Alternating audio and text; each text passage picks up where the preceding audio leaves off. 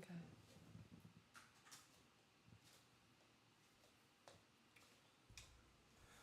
Ugh.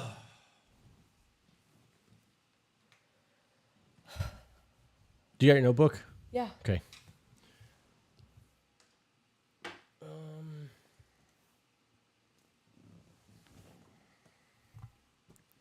My pants feel weird.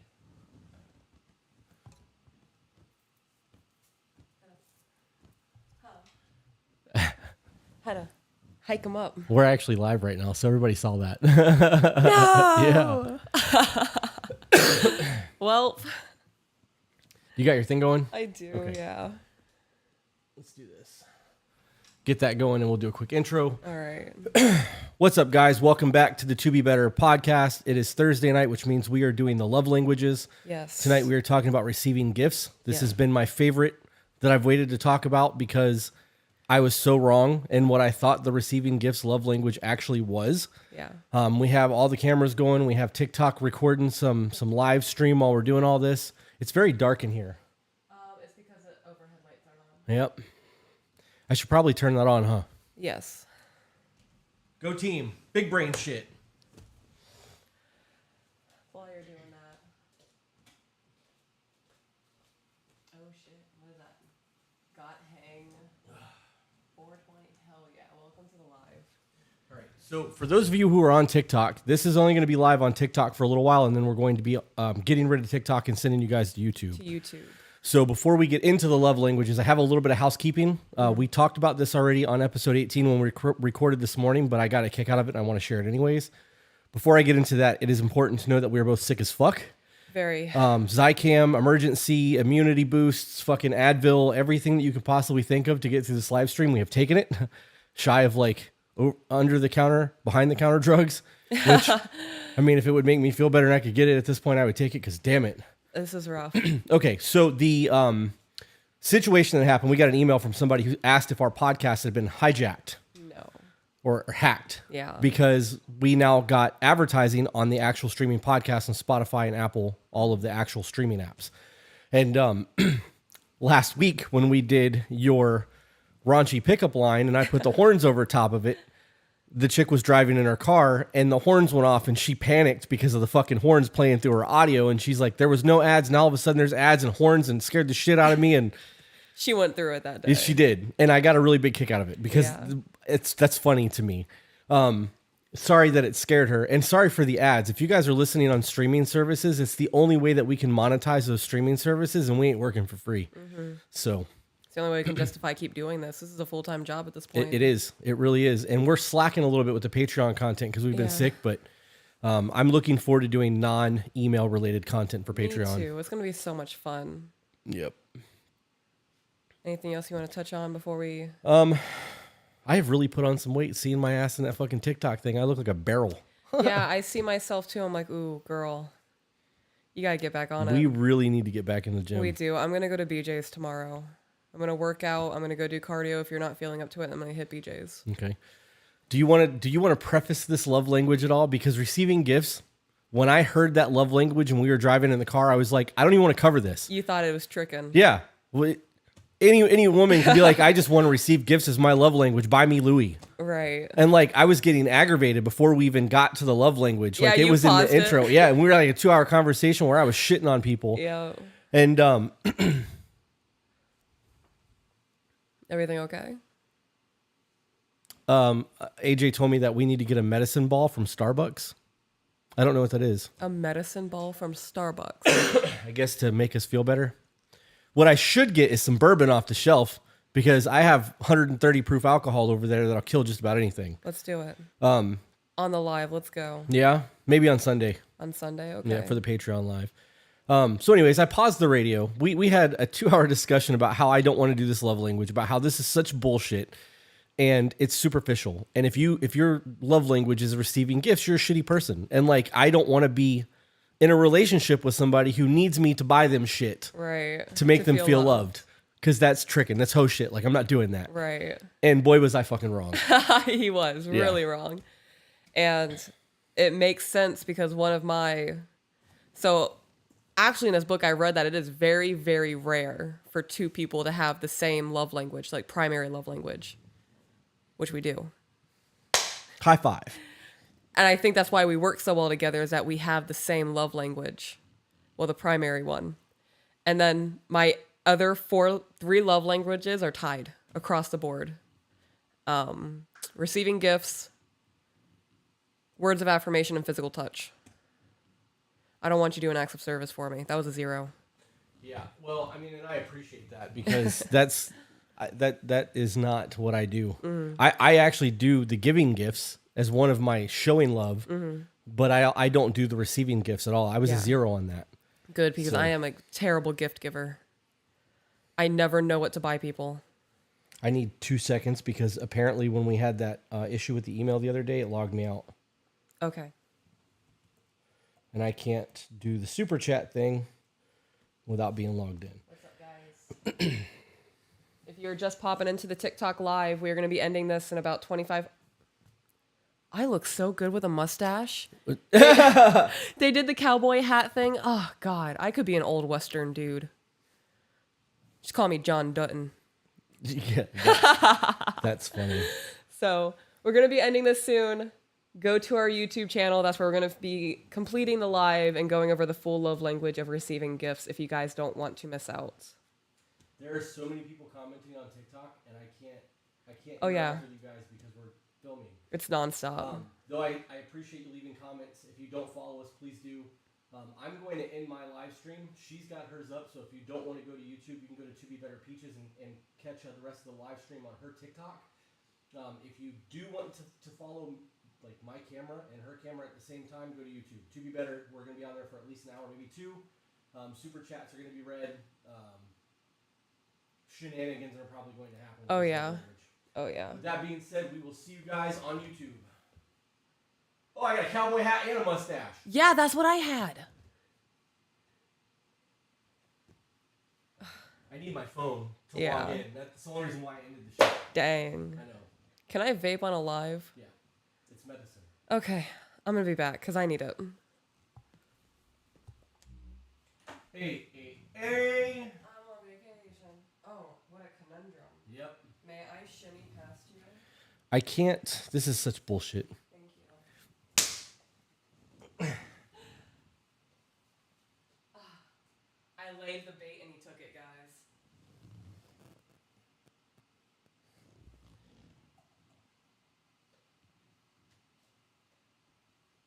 Oh, I'm just standing in front of this camera. That's Sorry. all right.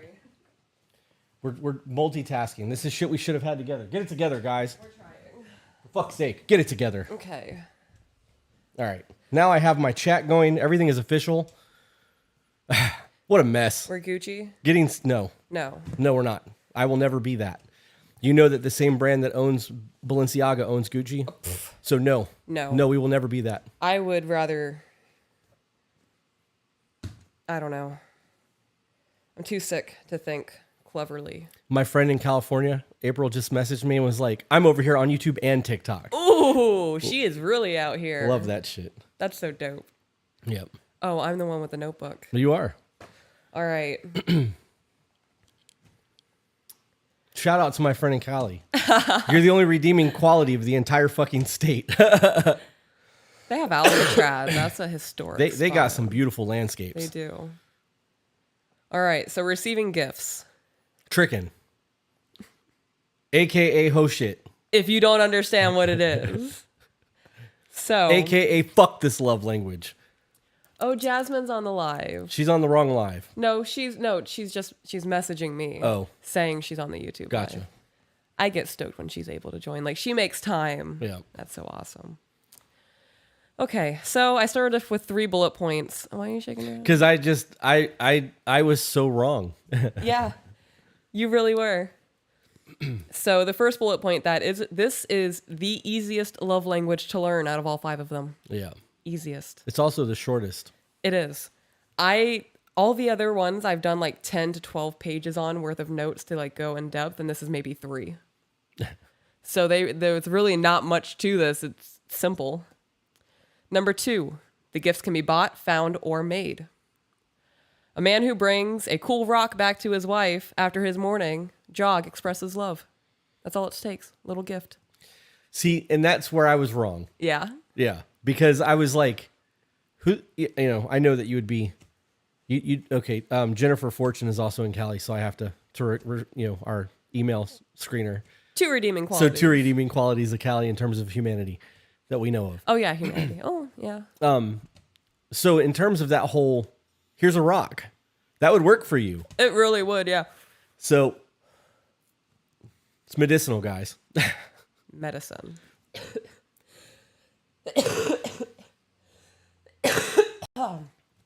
Probably shouldn't do that again. I'll make it. Yeah. So anyways, that whole, when we heard that rock thing in the audiobook, I was like, do you consider that gift giving? If I brought you a rock, would you be happy? And you were like, of course I would. I love shiny rocks. And I'm like, okay, then let's play this all the way out and hear what the rest of this chapter has to say, because that's a whole lot different than I need a Louis bag to prove you love me. Yeah, a rock would do it. A cool shell. A stick that's old and weathered and gnarly and burnt on one side. It was very specific. Because I have one sitting on the shelf. That we found in the park? Yeah, while we were doing our cardio. Whew. I really shouldn't have done that. Yeah. Should have had an edible. All right. You can buy a card for $5. I love you. Or if you don't want to spend $5, you can make a card. Or you can write it on a napkin and slide it across the table at dinner. Yeah, you could. Mm-hmm. I would save that. Almost every woman would. While writing all of these notes, I have a little bag from Malaysian fields filled with little trinkets from all of the little dates we've done.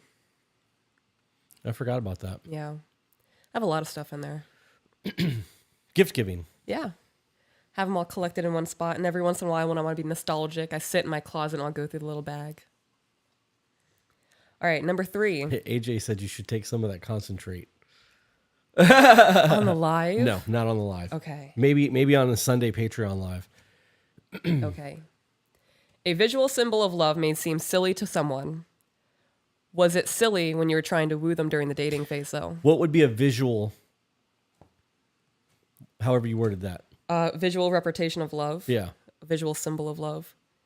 Flowers. Not a dick pic? No.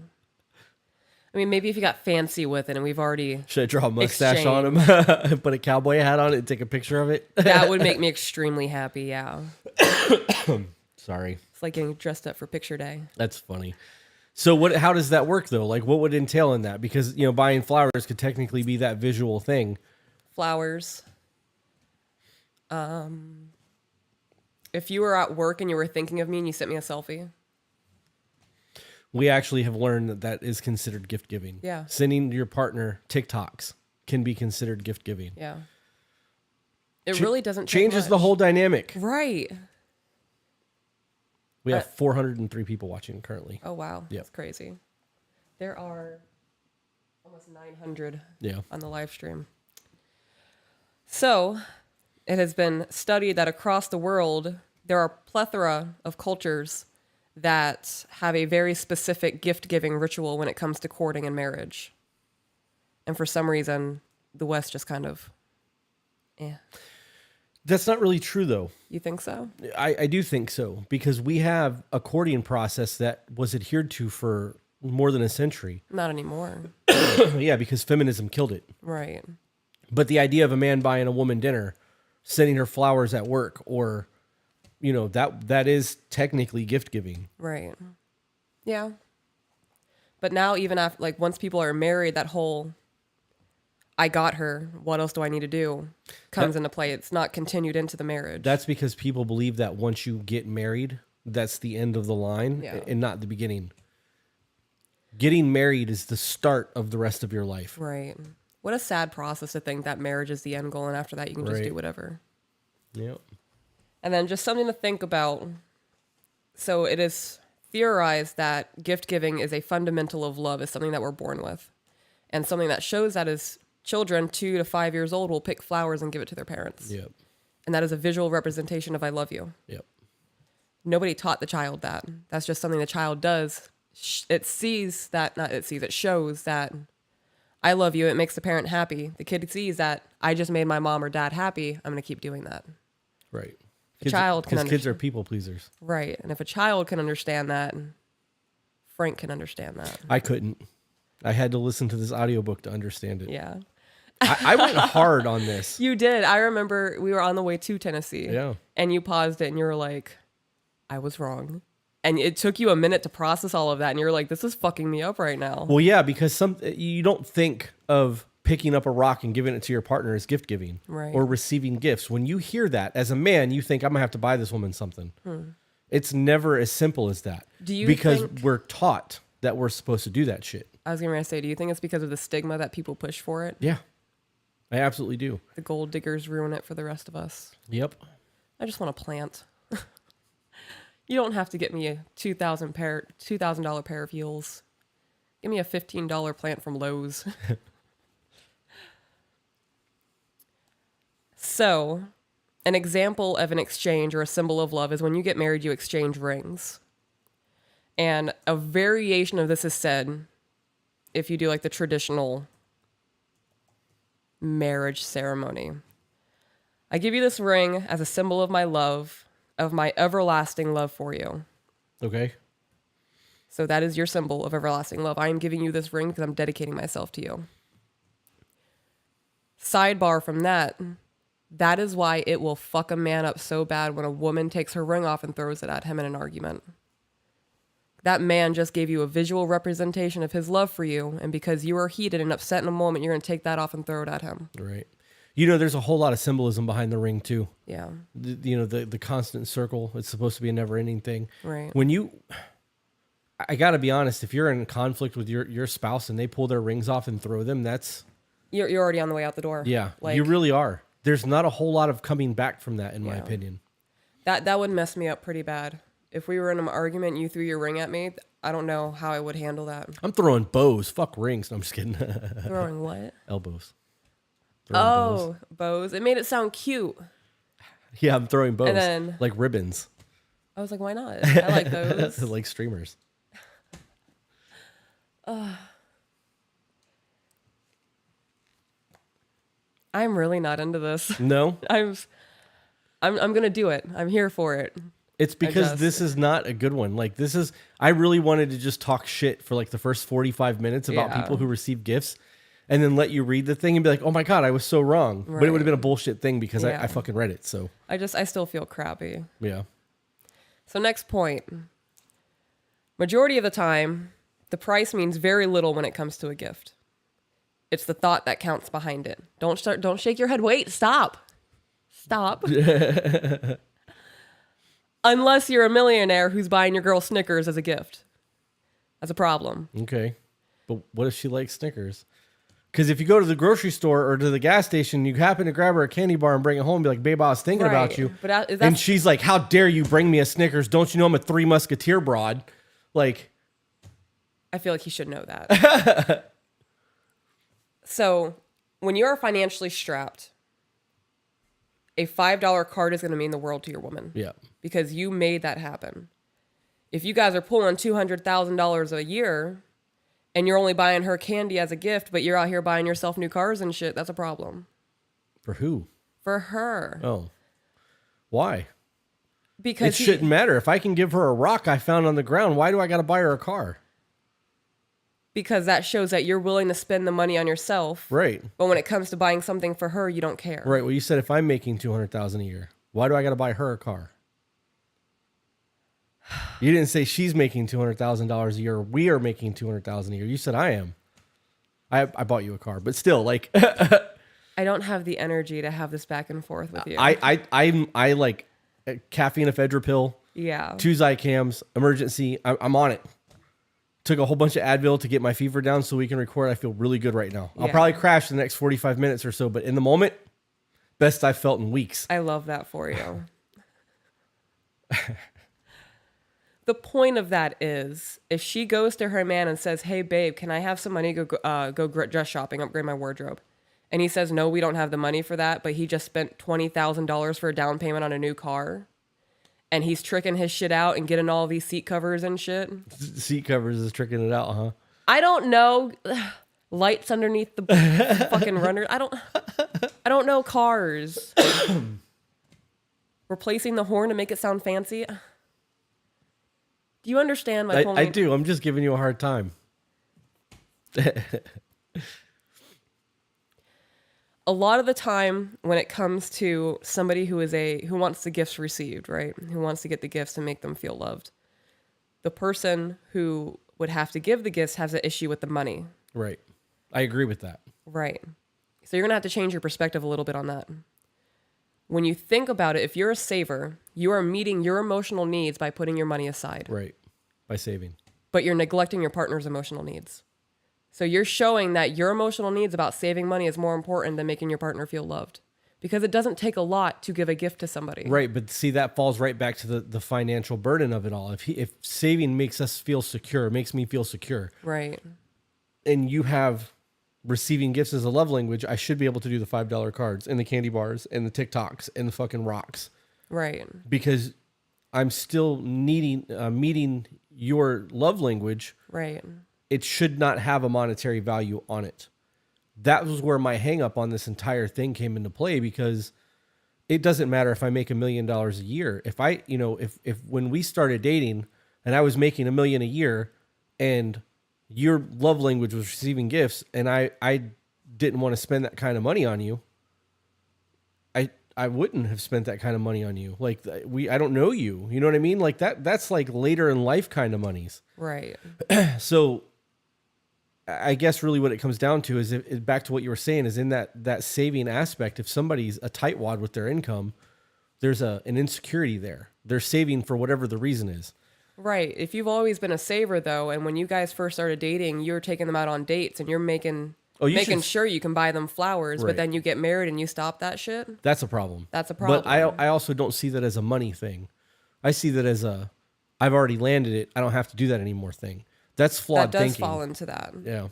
But if they blame it on, well, I'm saving money, we can't afford that. No, you can afford to. You were able to afford it 3 years ago when you were trying to win me. Yeah, you can afford to take your lover on a date.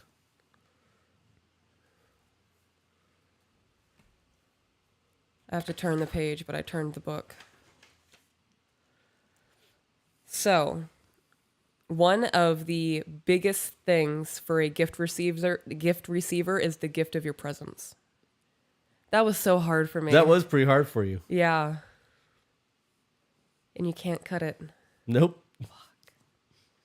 What are we doing on TikTok? Oh, TikTok's lagging. All right, guys. So if it's not doing well, you need to go over to YouTube. I'm getting ready to end this. So, YouTube, the number 2, Be Better. We are live over there right now. Bye, guys. While she's doing that, guys, if you are watching this live on YouTube, hit the subscribe button, hit the bell notification, all that fun stuff that YouTubers tell you to do so that you can stay up to date with what we're doing. We are also going to be answering super chats tonight. Any super chats that go $50 and up will be interrupted on the show for us to read. If you have not yet checked out our Patreon, you absolutely need to do that. Patreon's a lot of fun. It is. Discord especially, I think, is what makes the Patreon so worth it. I love the Discord. Yep. So, the biggest thing is the gift of self. Yep. It is your presence. That is what's going to mean the most to the person who wants to receive gifts from you. So your physical presence is a gift. Being there in person when your spouse needs you speaks volumes. Wouldn't that more fall under quality time though? No. That it's got, well, I mean, it has to be. I wouldn't say it falls more into quality time. I mean, it could. This is more of you making them a priority. So, say you have the option of staying home or going out with your friends, and you just saw your friends 3 nights ago, you're going to stay home with your wife. Right. I'm not going out with my friends. So, I have a scenario. Okay. Scenario 1.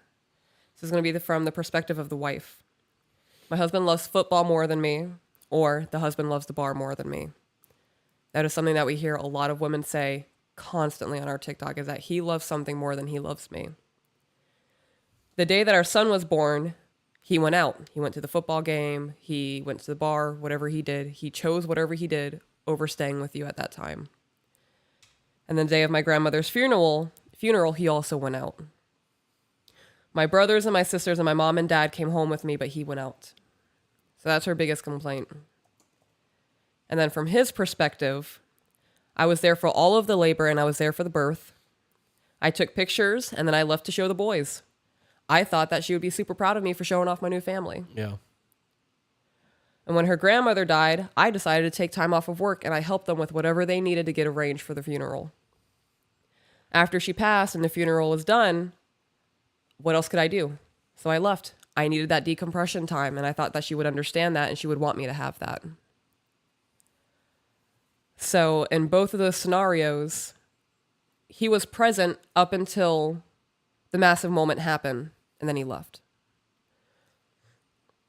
So he was sincere in his intentions. He was trying to be present. He wanted to be there for his wife. He wanted to show her that he loved her. The physical presence in a time of a crisis or in a big moment like a birth, that is the most powerful gift that you can give. Your body in that moment is the symbol of your love. And when you remove your presence, you remove your sense of love from that person. Okay. Does that make sense? Mm-hmm. Are you processing? Yeah. I mean, I am. You just think this is all bullshit? I do. I really do. I can tell. It's just one of those things that, like, I gotta be honest. Old boy was really happy to show his kid off to his friends. Right. Like, he was going for a celebratory, fuck yeah, I have a son. And she's like, how dare him leave me? The issue is that you guys can't communicate there. Right. And had you been like, wait a minute, don't leave, I want you to stay here, he could have just sent that shit as a group text and stayed in the hospital. That's a shitty scenario. Yeah. Well, it's a scenario. And that made me think of the email that we just read. Which one? Where the woman was like, my father-in-law passed away and my husband wasn't there for me. Yeah. That person removed herself. Yep. During his grieving period, but still wanted to be the victim in all of it.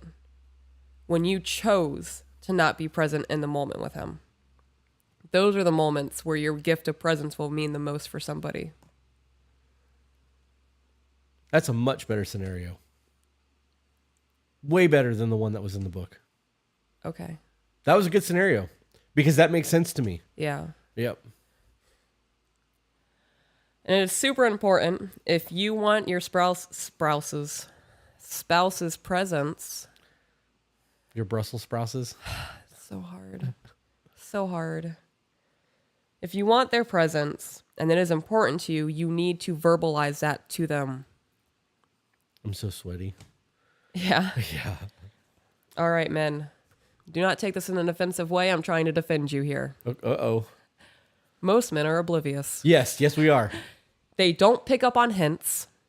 They don't notice your little micro movements and your eyebrows furrowing because you're frustrated, especially if you have bangs. You can't see what that shit's doing under there.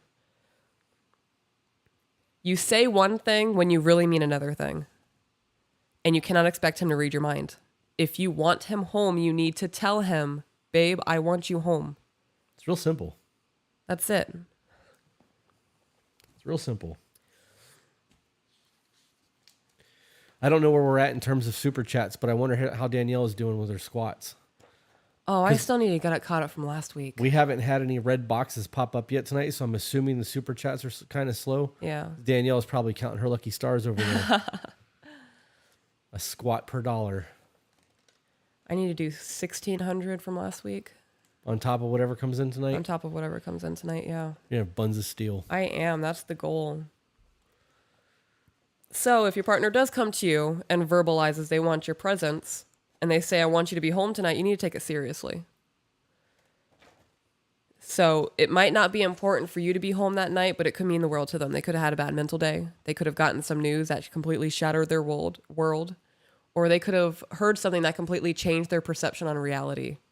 And they're trying to put everything back together to make it make sense. If they ask you to stay home and you reject that, they will probably never come to you again. Yeah. That does not mean that you can use this to manipulate your partner and isolate them from their friends. Are you sure? Yes. Because I'm pretty sure that's about what's gonna start happening. It can't. You can't. Don't be that person. Sure, of course they will. They'll be like, well, we saw in To Be Better that on the receiving Gifts love language that you have to be present when I need you and I need you. You can't go out tonight. Well, I'm calling bullshit on that because that's not what I'm saying. Can't play video games anymore. I need you tonight. No. I saw a TV show where there was a frog that got hit by a car and I'm emotionally distraught and I need you now. It's my money and I need it now. Yeah. You saying all of that made me want to punch you in the throat. Yeah? Be like, no, that is not what I said. Listening ears. You do not manipulate your partner by telling them every time they want to go out and do something, no, I need you to stay here. I'm emotionally distraught. I'm upset. Something happened. I had a hard day. I'm going through it. I need you here. That's wrong. Your partner is an individual outside of you. Your partner is more than your boyfriend, your girlfriend, your husband, or your wife. If you use this to manipulate the situation and isolate them from their friends, you're abusing them. Yeah. And you're abusing your power over them. This falls into what we talked about at the beginning of episode 18 with the controlling shit. Yeah.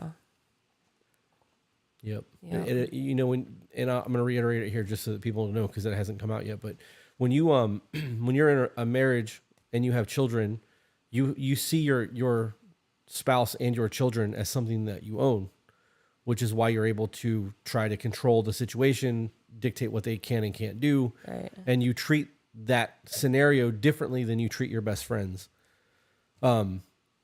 You were putting that on, and all I could think of was that TikTok thing where they were doing the Jay and Silent Bob thing, where he was. Anyways, I don't know what you're talking about. they will. Okay. They'll get it in the chat. Anyways, that whole process is an ownership. Yeah. So like if your person wants to go out and do something and you start playing that control game, you're doing that because you're trying to control their actions, and it's not even so much a manipulation thing. You wouldn't do that to your best friend. Right. You have a different relationship because you give your best friend choices to do things versus trying to control the things that they do in your life. Mm-hmm. Otherwise, they won't be your best friend for very long. Right. Yep. Get it together. Get it together, Grouch. Scenario number 2. This couple's been married for 5 years. I mean, they've been married for 5 years, together for 8. All right. Issue started 4 years ago. So 1 year after they got married. She felt the intimacy die off. He became predictable. For example, if she's standing there washing the dishes and he walks by, she's going to say, I know he's not going to touch me, and she's correct. She's predicting that he's not going to be intimate with her. What? If I walk by you and you got something going on and you're occupied and can't move, I'm lighting your ass up. Yeah. Hand to God. Kabow! Every time? Every time. If you're occupied and I know that you can't like get away or do something, it's prime opportunity for me. Okay. Not that I know that like you're not ever going to try to run. Like I've posed and waited for you to see me behind you in the mirror and then lit you up. Yeah. But I it's best for me when you're in the middle of doing something. Yeah, in my natural habitat. Yep. It really is. My natural habitat's in the kitchen. I just realized that. I love that for me. Do you want to hear something that's probably going to get me kicked off YouTube? Oh. Why not? Ooh, you're really holding it back now. Whisper it. Maybe if you whisper it, they won't hear it. Guys, this is sexist as fuck, and it's purely a joke because she said her natural habitat is in the kitchen. Do you know why women's feet are smaller than men's? Tell me. So you can stand closer to the stove. It does help. It does. We just lost like half our followers. It was a joke. It was funny too. I enjoy that shit. But yes, when I've noticed like if you've got your hands in like chicken meat or like what are you gonna do? Yeah. Take it. Smack you with some salmonella. Ugh. All right. She no longer feels any love. Sex feels like she's just completing her wifely duty. Not anymore. What do you mean? That's not a thing anymore. Don't you know that you're not allowed to try if your wife says no, you're supposed to stop. You're not allowed to coerce. You're not allowed to try. You're not allowed to beg or plead or ask you to do your wifely duties. If you're in the mood and she isn't, you just have to accept that. Why did that come up? Because of what you just said. Right. I mean, she's having sex with him, but she only views it as her duty. She's not enjoying it anymore. Right, but people don't do that anymore. Don't you watch TikTok? Come on now. No, I've actually strayed away from the mainstream TikTok. I actually have to. I'm getting like Jesus content and. Yep, cultivated that feed. Yeah. I scrolled yesterday while laying out there trying to find something to like make a stitch to because all I've been posting has been this. Mm-hmm. And I don't even get like the stupid. Me either. Like, look at what I did to my husband shit that I used to get all the time. None of that. The only thing that's popping up is like Andy Frisella content, Jordan B. Peterson, and Christian content. Yeah. Cultivated the shit out of my TikTok. I find like stupid stuff like that Titanic joke that I said earlier. Yeah. That came across my TikTok. I enjoyed that. I'm also getting weird like live streams of people playing Nintendo. Like original Nintendo, playing Mike Tyson's Punch Out and shit. Yeah. Which is kind of cool. She goes on to say, I don't feel cherished and I feel used. That would be one of the worst feelings in a marriage. Yeah. Just feeling used. When the feelings are brought up about how she doesn't feel like he loves her anymore because they don't do any date nights and he doesn't surprise her with flowers and shit, he will say, well, the bills are paid. You have a nice house. You have a nice car. I paid for that. You're a stay-at-home mom. You don't have to work anymore. And if I get you a card, you're just going to read it and throw it away. So why would I get you something that's just going to end in the trash after I give it to you? Because it's the act. It's a $5 card. Who gives a shit? Right. That's his argument. No, That's why there's the tension. I get that. So, let's say the husband looks into the love languages, right? And something catches his eye. He makes it a point for 1 week to buy her a gift every day. Okay. And see if it changes anything in the relationship. So Monday, he buys her a single rose. Tuesday, he surprises her with pizza so she doesn't have to cook dinner. And that is a gift. Not having to feed a family after a stressful day is one of the best blessings ever. Well, we both live here. It's not just my job to cook. He lives here too. He can cook. You really want to throw that thing at me, don't you? That made my skin is uncomfortable. Yeah. I hate it when people say that. I know. You know, unless you decided to move in with a real piece of shit human being, like, first off, that would have been your choice. So I don't want to hear you complain about a situation you put yourself into. Right. Also, if he's not doing things, I can almost guarantee that you're not giving things either. Yeah. It's an equal... It's almost like an ebb and flow. It's an equal exchange of energy. It is not an equal workload, but it is an equal exchange. Yep. Wednesday, he decides to buy her some flowers to plant because he knows that rose is going to die. Hopeless romantic. Thursday, he surprised her with her favorite dessert after dinner. Friday, he gave her a handwritten card. And Saturday, he treated her to a date night. And in that 1 week, he saw her go with 180 because 360 is full circle and he would have just ended back up where he was. Right. So 180.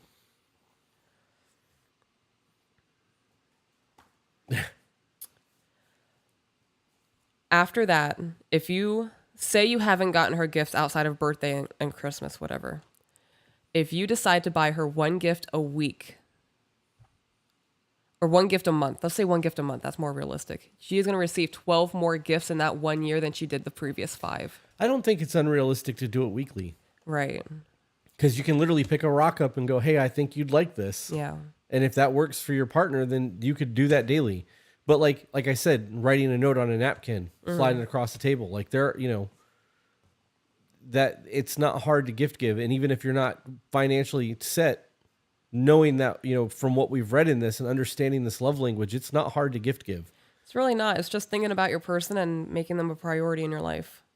That's really what I gained from majority of reading this is that you put them first. Yeah. There was a little... Which, wait. Are you telling me that you're supposed to serve your partner? That you're supposed to put your spouse above everything else in life? Correct. No. Yeah. We haven't been saying that for 4 months on every fucking episode we've recorded. Huh.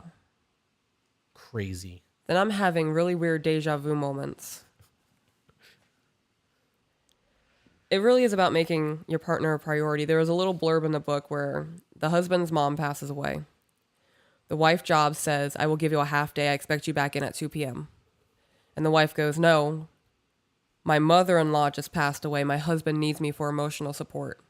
Then her job says, well, then I can't guarantee that you'll come back to a job. Deuces. And then she invites them to fire her. I would rather lose my job than make you feel like you're not a priority to me. Yeah, because you know he's getting another job. Right. You can't replace your spouse. Right. That's right. You could replace your spouse, but It you're won't not be the going to get same. that same love back. Yep. That connection, the trust, the loyalty. And this is the last of it, and then we're done. Okay.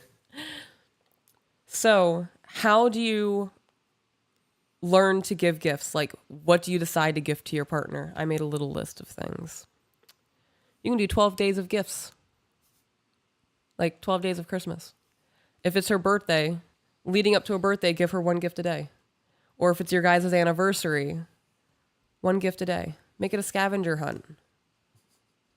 That would be so much fun. I'm sure you would enjoy that. I would love that. Handmade gifts. Let me give you some macaroni jewelry. Macaroni art. I would wear it and then I would cook it.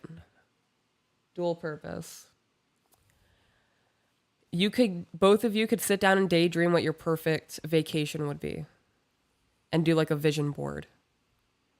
That gift of that memory for the two of you is going to be like priceless. And that gives you a goal, something to work towards. That vision board shit is very underutilized. It really is. I don't think that people understand how far that goes. And it could be for more than just business or more than just future goals. Like it really can be utilized for a lot. And when you see it every day, it keeps it prevalent in your mind. Yeah. You could stick a photo of your wedding on your fucking vision board as a representation to put your partner first. Yep. And every time you walk by that vision board and you're looking at your goals, you'll get a visual reminder that you have somebody in another room that fucking loves you. Mm-hmm. And like you need to go and smack their ass and tell them they're having, have a good day, or, smack their ass just to smack their ass. Cause you smacking my butt is one of my favorite love languages from you. Yeah. Yeah. Is that gift giving? It's a lot of things. It's multiple. Physical touch. Physical touch, quality time. There's a little sting afterwards, so it's like a lingering I love you. If you ever stop smacking my butt, we're going to have problems. Yeah. Yeah. Yeah. Like I will go crazy. Yeah. Yeah. Like misery. Yeah. Minus breaking your bones. Okay, You'll yeah. wake up tied up though. Yeah. Nope. Yeah. I don't think that would happen. It would be very methodical. I'd have to plan it out. You'd have to drug me. I would have to drug you. But it would be plant-based. I wouldn't put pharmaceuticals in you. Thank you. I shouldn't have to thank you for hypothetically fucking tying me up and not breaking my ankles. No, I wouldn't put pharmaceuticals in you. I know you like plant-based things and drugs are a no-go for you. So I'm respecting your boundaries. I don't think that's how that works.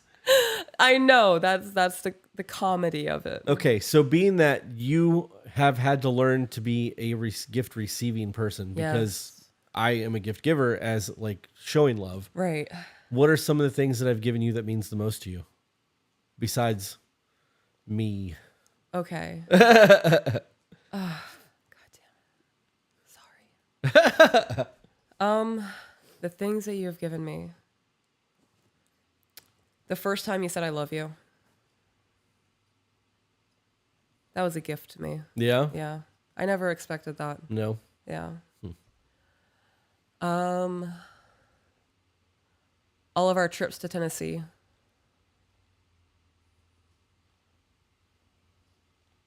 Wicked.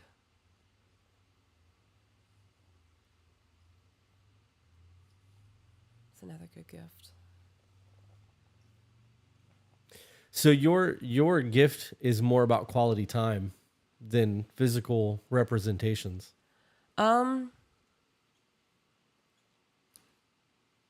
Yeah. I like having the physical symbols, like my little bag. And like when you took me to the Louis store, that was dope. Like I love the purse that I have and the suitcase and the heels that you bought me. Like all of that, I love it. It's amazing. It's something I've always wanted. It's something I never thought I would have. But the experience I cherish more than the actual physical the physical Right. gifts. Yeah. I would say your gift of time to me is you're a busy man and you have things pulling your attention a million times a day. And when you take 5 seconds to touch me in the kitchen, that's dope. Yeah. Yeah. So physical touch. So you're not really then you're not really a gift receiver. Like you do take gifts graciously when I give them to you, but Yeah. you're more about the time. I would say it's more about the time and the thought behind it. Like the fact that you were thinking about me. It's the thinking about aspect, knowing that I was on your mind and you acted on it instead of just going, yeah, she would like that, you know?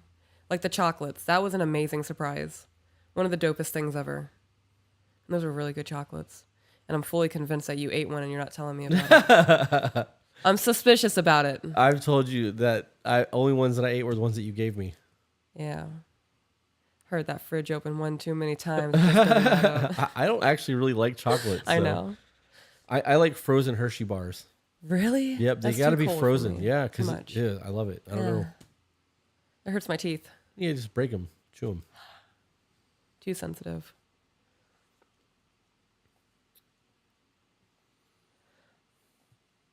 Yeah. I'm looking at my list and I'm like, what other things can I say? One is reading a book together. And that's literally what we're doing. Yeah, well, we do that though. We do.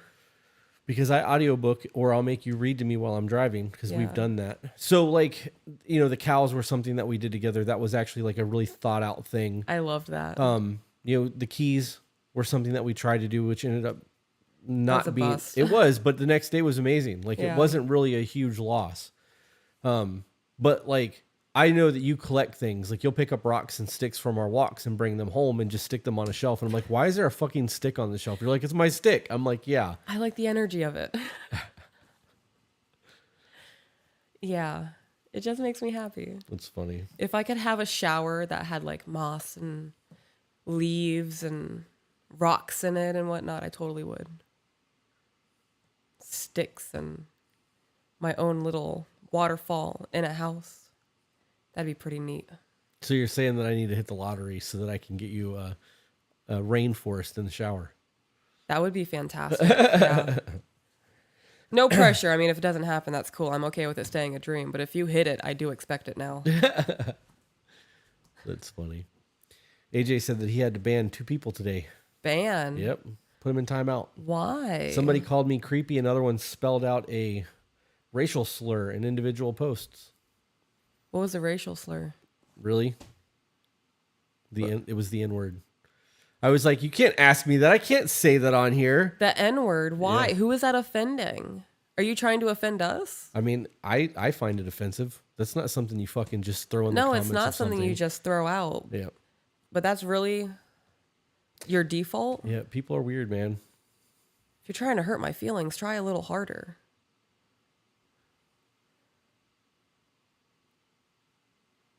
The bubbles are moving. He's moving. Typing. Oh, he's typing. That's right. You're not in the live chat. Nope, I don't. Called you creepy. Yep. He said.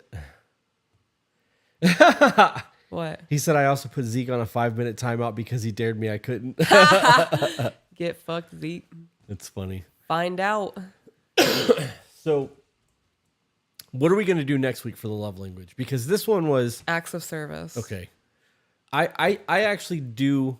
So I show my love different than I receive love. Yes. For me, receiving love in quality time is where it's at for me. Me too. But quality time is also high up on my showing love, but like I am a gift giver. And that if I go, oh, she'll like this, I want to buy it so that you can know that I was thinking about you in the moment kind of thing. It's why I bought the chocolates. It's why I did the Cal thing. I wanted to be able to provide you with an experience that gives you a memory that you will always remember. Like I remember when he did this, you know what I mean? I remember when he was thinking about me while I was at work and sent me edible arrangements. You're nailing it. Yeah. Yeah.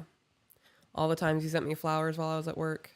That's a double-sided coin for me though. Why? Because I know that no one else in the shop gets gifts like that. Yeah. So when I sent it to you and everybody's like, oh, it's for Christina. Yeah. Yeah. I was like, because all of you other married people in here aren't getting gifts from your person. It made me feel like, haha. I wonder how everyone felt just hearing my government name. Well, I mean, most of the people who have been here for a while knows your name. But Right. my bad. Your government name? That's my government Like you're name. a drug dealer? You call me Pookie. Oh, in the Discord, I'm called the Pope now. Yeah? Yeah. They stopped calling you daddy? That's good. Yeah. I'm the Pope. Da Pope? The Pope, yeah. D-A. Pope Peaches. Yeah.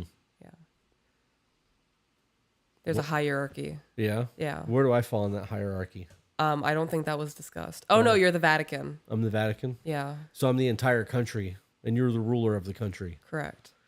How did I get that shaft? What do you mean? I just got shafted in that. You got shafted? Yeah, I don't want to be a country. You're like the holiest country. Yeah, but just, I don't know. That sucks. Do you want to be the robes I wear? No. I would like to be a person Okay. instead of an object. This is exactly what I'm talking about with the whole gift giving thing. I don't know. I didn't make any of this up. Zeke said that edible arrangements not being edibles is a drop ball. So if weed ever becomes legal in Florida for like recreational use, we need to open a business called Edibles or like edible arrangements or whatever and do that. I don't think we could do edible arrangements, though. Obviously. Right. But we could do something similar. Okay. We'd have to just find a play on words. It's a lot. Got our first big super chat of the night Woo-hoo. from Lorraine. You guys are so appreciated here, and we are so grateful to be giving us tools to be better. To be better nation. Everyone check out Discord and Patreon in the browser. Is that your Richard Nixon? Yeah. I'm not a crook. I just tried to do his laugh, and I panicked. Thank you, Lorraine, for the super chat. Yes, thank you, Lorraine. We appreciate those. It was so dope. Do you have anything that you want to talk about that's not a love language? That's not a love language. You know, I have a million thoughts a day, and I'm like, oh, that would be dope to say in the podcast. That's so profound. And then you sit down and forget all of it? And I'm sit down, and it's like, Yep. I get that. yeah. I get that. We've only been going for an hour. No. Yep. I'm already so exhausted. My headache's coming back. Hate being sick. I wish there was more to elaborate on. It's pretty simple. Just pick up a rock and be like, hey, I thought of you. Paint a heart on it. Write I love you in lipstick on the mirror. Don't do that. Why? Because it's just one more thing that's got to be cleaned. Write it on a piece of paper and just leave it somewhere in the house so they have to find it. Just buy the card. It's $5. That was the same exact thing that I just heard from you. What do you mean? Because a dude could say, I'm not going to buy you a card because you're going to throw it away. And you're like, well, it's the thought behind it. Right. Writing I love you on the mirror and lipstick, it can be clean, but it's the thought behind it. Yeah, I don't know though. I mean, if you're the one that's got to clean the mirror and I'm the one making the mess, it's not fair. I would leave it there. I would look at that shit every day. Especially when I'm mad at you. Be like, he went out of his way to do that. I need to calm myself down. He loves me. It's a good visual reminder. Gotcha. Visual symbol of love. The pictures that we have that are hanging all over the house don't do that for you? No, Those are pretty dope gifts. those were pretty dope gifts. But you saying that they don't do it for me, manipulative. Is that what it is? It's manipulative? Or is it Yeah, it feels a little baity. baity? Yeah. Like, here, you little catfish. Take a bite so I can get you. You want me to read the super chats? Yes. Okay. Michaela Rucker sent $4.99 with nothing. Thank you, Michaela. Zeke said no one puts baby in the corner, and he did the YouTube membership for a month. Ooh. Andrea Mullis, welcome to early access. All right. Cree Cardwell, my fiance and I love you both and the content. Here's an interesting one. I kept my B-Day, etc. cards from everyone. I've kept my B-Day, etc. cards from everyone. My fiance said that is a form of gift giving, and that is one of my love languages. Any thoughts? I mean, yeah, that makes sense. It doesn't make sense to me. Why? She's holding on to the memories attached to the cards. I had to read it not out loud for that to register in my brain. That's the point of the gift giving. It's the memory that's attached to it. It's the fact that you thought about the person in the moment. If you buy something that they're not going to like and give it to them as a gift, it means nothing. I agree with that. I also have a hard time being given gifts. Like, and it falls into that category where somebody's throwing something away later. Like that guy that was like, why am I going to buy you a card? You're just going to throw it in the trash. Or why would I buy you flowers? They die. When people give it to me, that's how I feel. But when I give it to other people, that's not how I feel. It's fucking weird. Yeah. All right. Maureen Nielsen. I have been married to the love of my life for 18 years. Still find value in what you do. We can always be better. Thank you. Hell yeah. Love that. Jen A. I am enjoying this series immensely. I have read the book before and recently, but the conversation around the languages really helps put it in better perspective. Dope. Which means all the work that you're doing behind the scenes and taking notes and having the dialogue back and forth is definitely beneficial to people. Oh, you're talking about my notes? Yep. Dope. Yep. I worry that I'm wasting my time. You think so? I don't think I am, but I worry. I think that people find value in what we're doing, and the dialogue that happens between us with these things, it puts a different thought. Because you can read a book, and when you read a book, you're ingesting what the author is wanting you to ingest. You can pause and reflect, or you can close the book after 15 minutes and like really go over what you just read and try to have a back and forth in your mind. But when you and I are doing this and you make a note and we sit down and I throw scenarios at you and we start having a discussion, our discussion becomes another discussion in the chat. It becomes discussions in people's living rooms. Like, it's creating an open dialogue across multiple fronts that people are benefiting from. So I definitely don't think there's time wasted there. That's dope. Brittany Dowland, have you guys ever heard of a man named David Goggins? He's a huge accountability person and mind over matter. I love his books. Audible is the best because there's additional content between chapters. Yes, we have. He should be on our book list that's in the description of this video. I'm actually a big fan of David Goggins. He is a motherfucker when it comes to living in an uncomfortable state. I like that. My leg is so reflective because of how pale I am. Look at that. So white. This is why I don't look good in yellow. We have another bread box super chat. Ooh. T Dima. Dima. $200. Whew.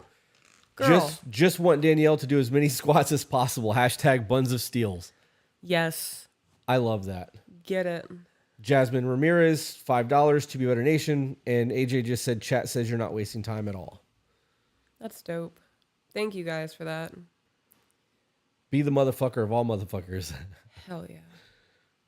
Do you want to take some questions since we have people that are not in Discord or Patreon in the chat watching us? Let's do that. Let's have some questions, guys. I am so gross and sweaty right now. I'm pretty sweaty too. Yeah. That fan is blowing directly on me and it's not doing shit. Yeah. Katrina Shields, y'all have said so many things that are obvious once I hear you say them. Sometimes just hearing from an outside perspective is eye-opening. Yes, it is. Sometimes somebody will say some shit that you know it, and you're like, I fucking knew better. Yep. Yeah. Cheyenne Parker, what if I do OnlyFans or like a Snapchat premium to make money while being a stay-at-home mom? My boyfriend set it up for me 4 years ago, but I get insecure when he buys other girls' OnlyFans. What a contradiction. There's a whole lot to that one. Like, we don't support that. Yeah. Like, if that's how you guys have to do things to make ends meet, and like, that's a problem. I don't have anything there. I think that if you're doing that to make money and he set it up and he supports that aspect of your life, and it's a business, it's different than him paying for an OnlyFans site to pleasure himself. Like, that's not okay. I don't know. That's a touchy one. I wouldn't be a part of anything in that scenario. Yeah. You don't want to sell pictures of your feet? No. Are you sure? I got really good cameras. I mean, it depends on what you're doing on OnlyFans. If you're just posting pictures of your feet and then he's getting like full triple like shit from other girls, that's a problem. Yeah. Yeah, I agree. But if you having an OnlyFans is how he justifies him paying for other OnlyFans, I would stop. Okay, I'm leaving this. You need to stop doing what you're doing. Yeah. I agree. Summer Breeze Jones, $50. My boyfriend and I agreed to send an email with both of our points. Hell yeah. Yeah, I actually really like that. A view to get the best feedback, but it will be really long. That's okay. Would you guys be willing to review our emotional roller coasters of 6 years on your podcast? Also, you guys have helped a lot. Yes. So when you send that email, title the subject, YouTube Live, dual perspective, so that when I see that email, I can move it to the front of the line because that interests me. Yes. We're actually having a hard time with emails. You guys are going to really fucking love episode 18. Oh, it's spicy. Yeah, we went through, 9 emails in 3 hours? Yeah. And there was a lot of, we don't need to finish reading this one. Next. Yep. Amy, $79.99. Thank you for helping me take a step back, realize what I'm doing, and respond instead of react. I'm working on being my husband's peace, and it's already becoming apparent in how he's softening at home. I love that. Thank you for changing my habits. We didn't change your habits. You changed your habits, and you should take accountability for that. We just provided the insight, like, hey, you're fucking up. You should do better. The not reacting to a scenario and taking the moment to respond. I read something that said that if you say the first thing that comes to your mind, it's going to be like, I don't remember the number, but it was a very high percentage that it's going to be very stupid when it comes out of your mouth. Oh, yeah. So if you stop and rephrase in your brain what you're going to say, it's going to come out more articulate, and it's not going to be as offensive or as hurtful. And you're also taking a moment to breathe. Like that respond instead of react is a big deal. Minecraft mom, how can you communicate better about the love language you like?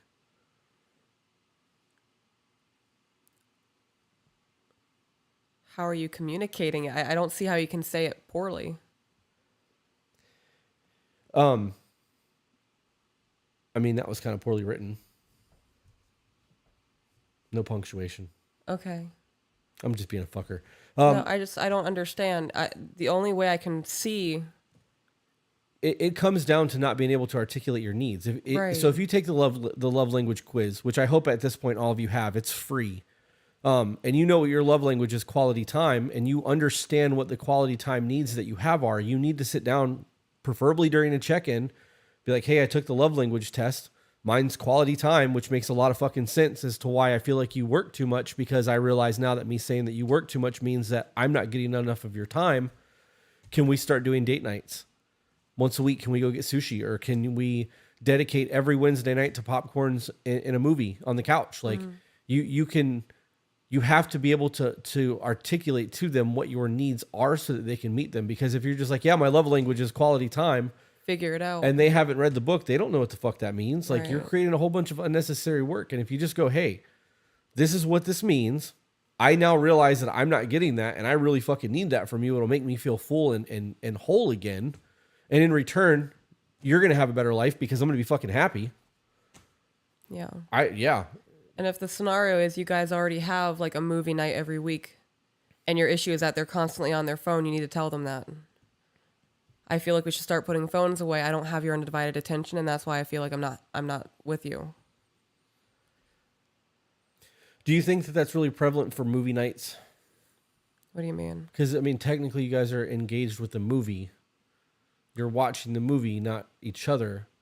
Right. I guess maybe I do see that, though. Being present in the moment. Because you're doing something to... Right, yeah, I get that.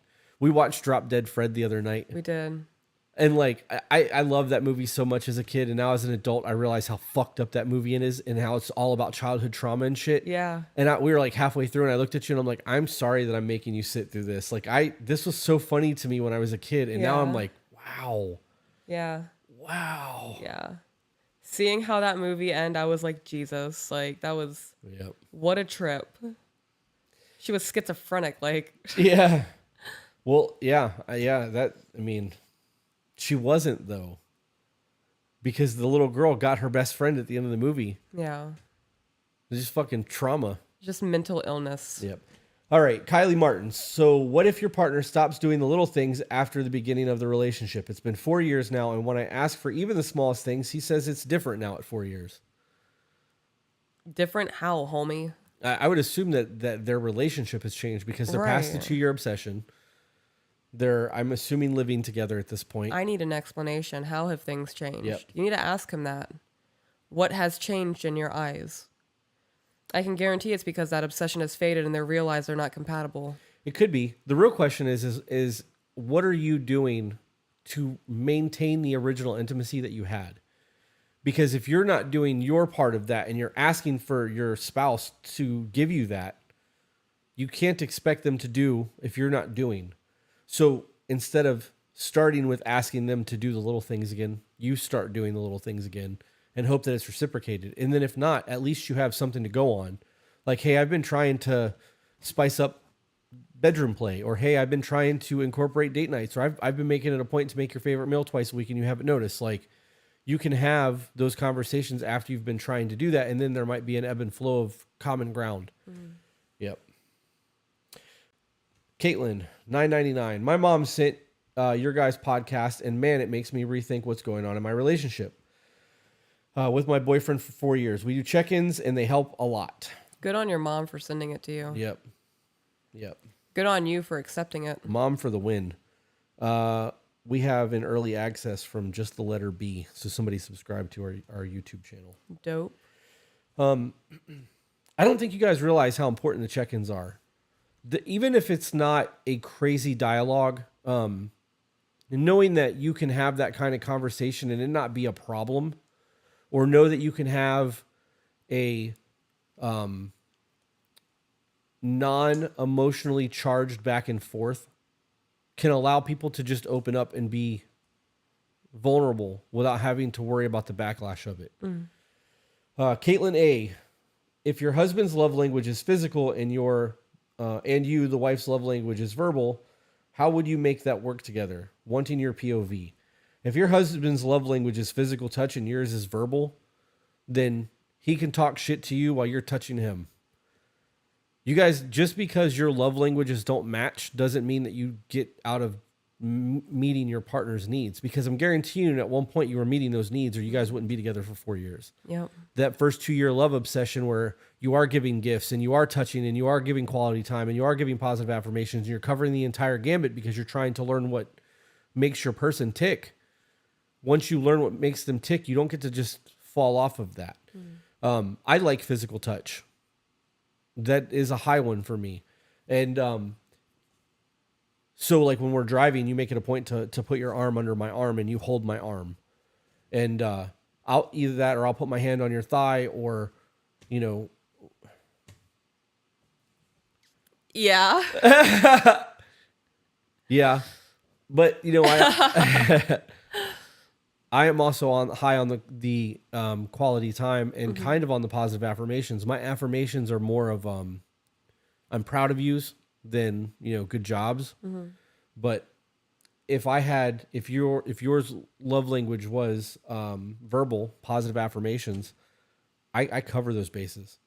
I do that naturally because it makes me feel good to see you smile. So knowing that I'm calling you beautiful, or, you know, flirting, doing the stupid little cheesy pickup lines, like, I know that those make your day. They make you feel appreciated. It's not hard to just match that. If you know that you're going to do something that's going to make your person happy, and it's shown that it's making them happy, you're going to be more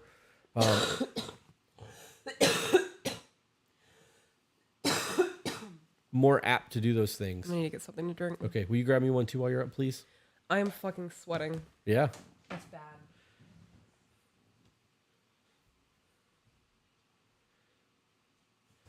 Oh.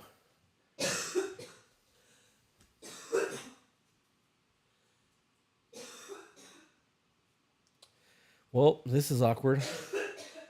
Ooh. She's also still sick. Oh, we got a new Patreon while we're recording a live stream. Oh, man. Yeah, I guess. You guys are hearing all kinds of shit back there. Sorry.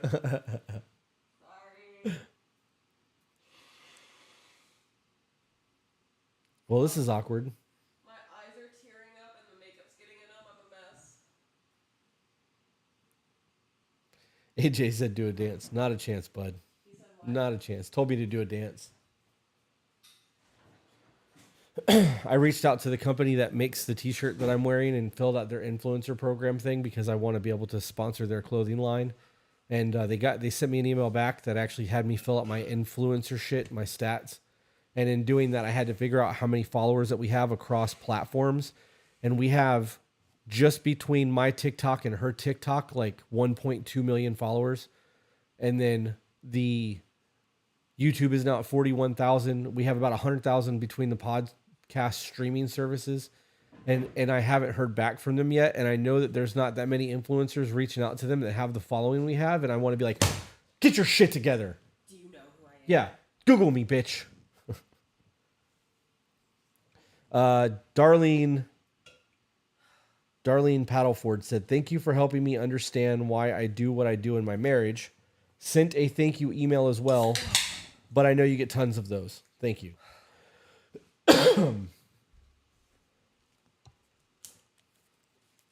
Welcome back. The sweatpants are sticking to the booty cheeks.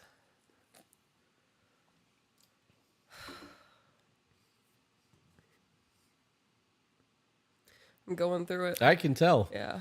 And I am a fucking pervert. Also, just before we get into any more questions, because we're kind of just staring at you guys at this point, we have an Amazon affiliate link that we got set up thanks to Zeke. And all of our recommended reading is in that list in the comments or description of this video. So if you guys decide that you want to buy any of the books that are on that list, click the link, use that because it will help garnish us revenue. Yes, it will. Kay got something to say. Early access. Hell yeah. Love it when people subscribe to the subscription stuff.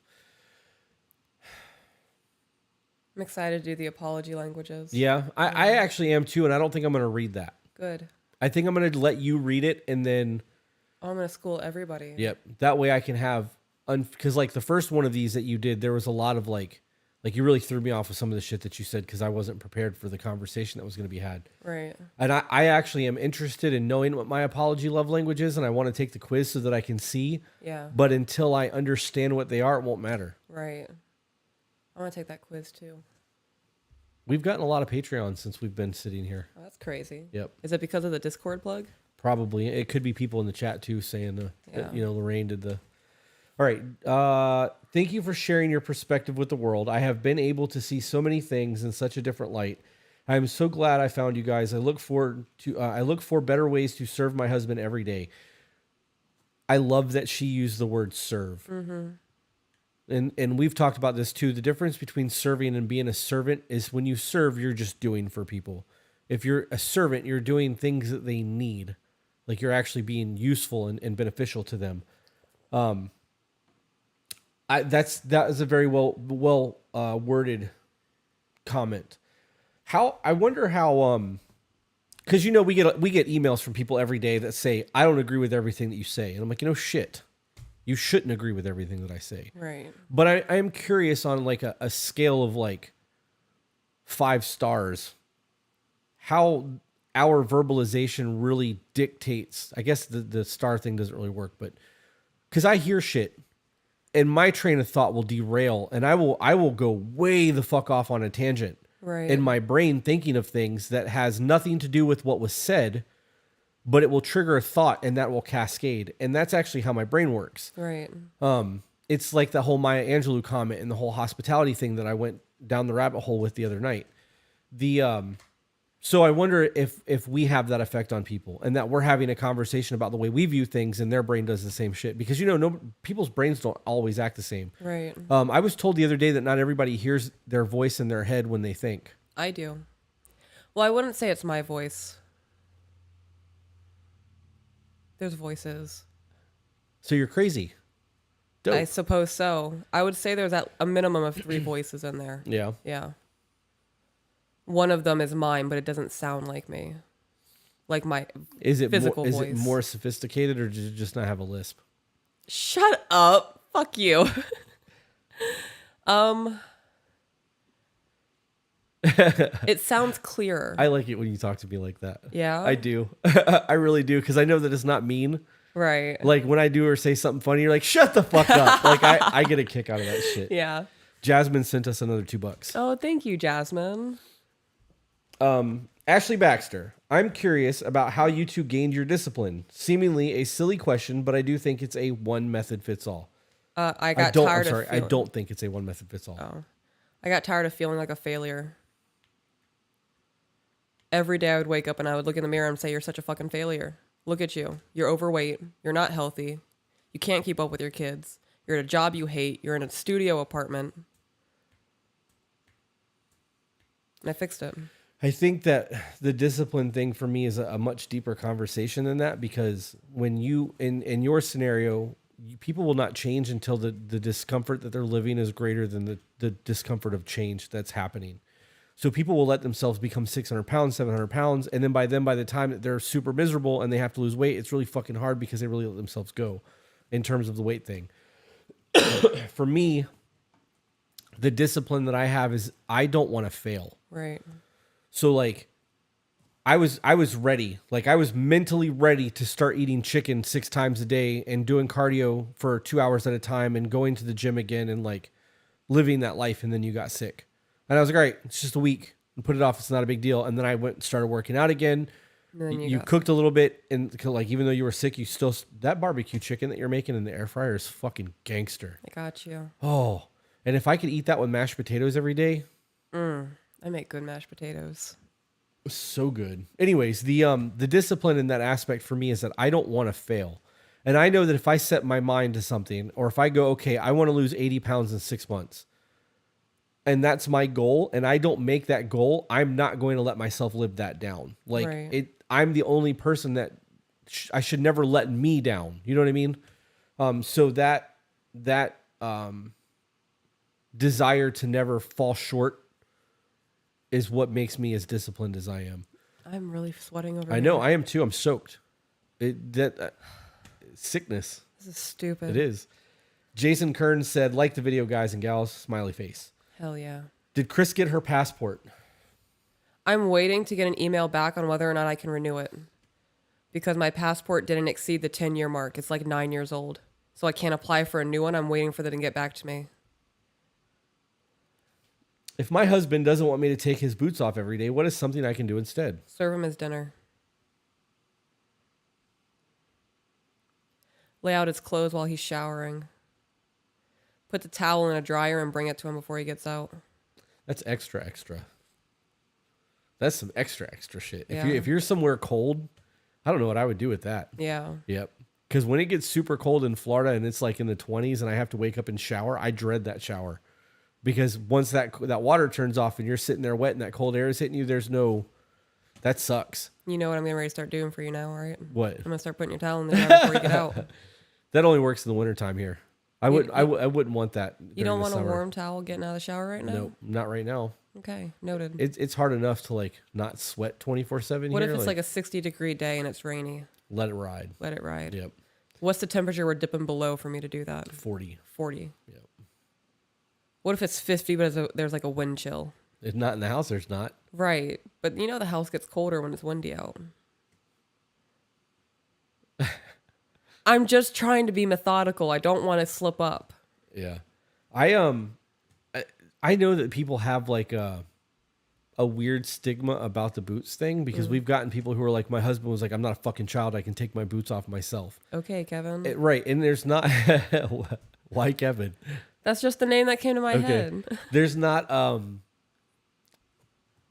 it's not about being a man or a child. It is literally about the act of service. It's the expression of love. The servitude and submission and like the intimate moment of how was your day while you're having that conversation.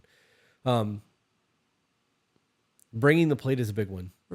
Making sure that your husband has his plate before everyone else in the house is a big deal. The towel thing would be cool too if it was cold outside. Yeah. What else? What else would you throw in there? And also, they're asking for the barbecue chicken recipe. First thing that came to my mind was over my dead body. I'll think about it. We have a cookbook going on right now in the Discord, and I've already added my biscuits and gravy recipe in there. Mashed potatoes in there? No, they're not. Better not. The biscuits and gravies are in there. I'm thinking about adding other things like the chicken pot pie. It's gravy and biscuits, not biscuits and gravy. I titled it Gravy and Biscuits. Yeah. What else? Cooking your favorite meal for you.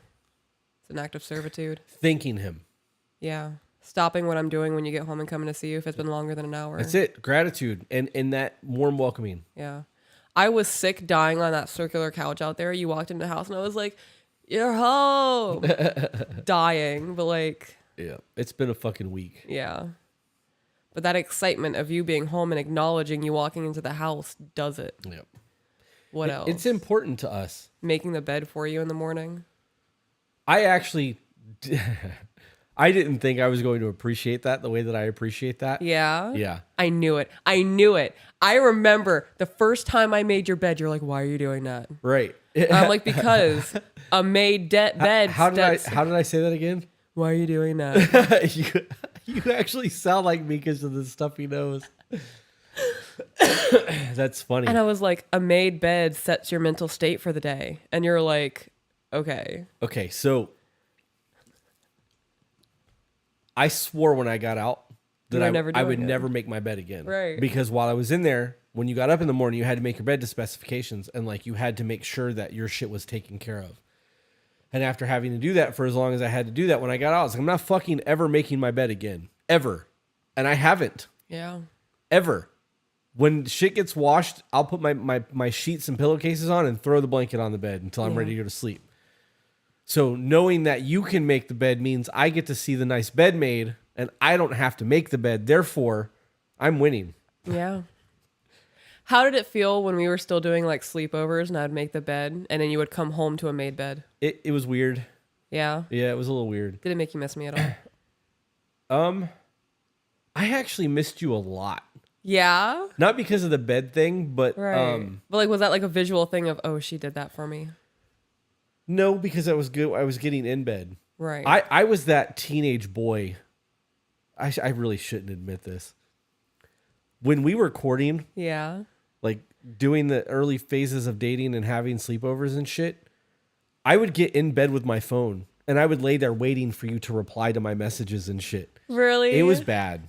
It was bad. And like on the days that I knew you had the kids and like you were probably just stoned on the couch watching TV while the kids were running around, I was like, I know you got your kids there, but come on. Reply to me. Like, give me attention. Yeah. Do you still feel that way? Like, do you still get giddy and wait for me to reply to you and shit and get excited to see me? I get excited to see you. Yeah. Yep. I don't know about getting giddy over messages because we're around each other all the time. Like we very rarely have the messages back and forth. When we do, it's while you're dropping the kids off and it's always like relevant shit, not, hey, how's your day going? I miss you. I hope you sleep good, whatever.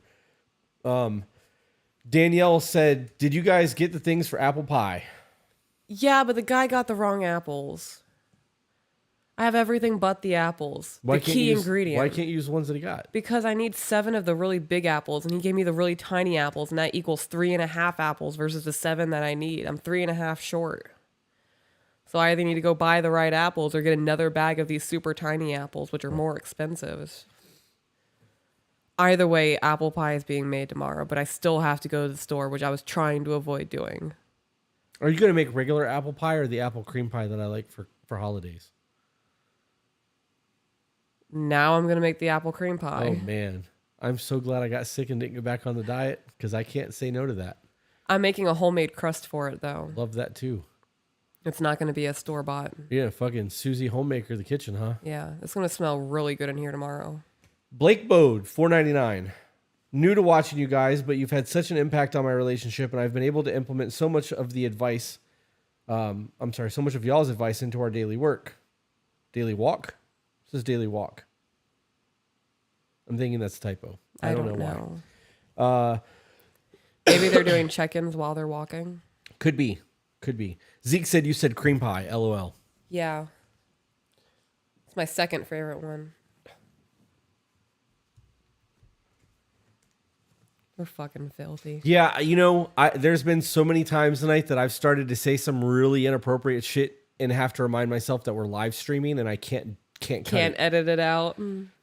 Courtney says, boyfriend and I got into a heated discussion over the weekend. I used the I am too heated to continue this and I love you too much to treat you like this. We were able to work through the issues together. Hell yeah.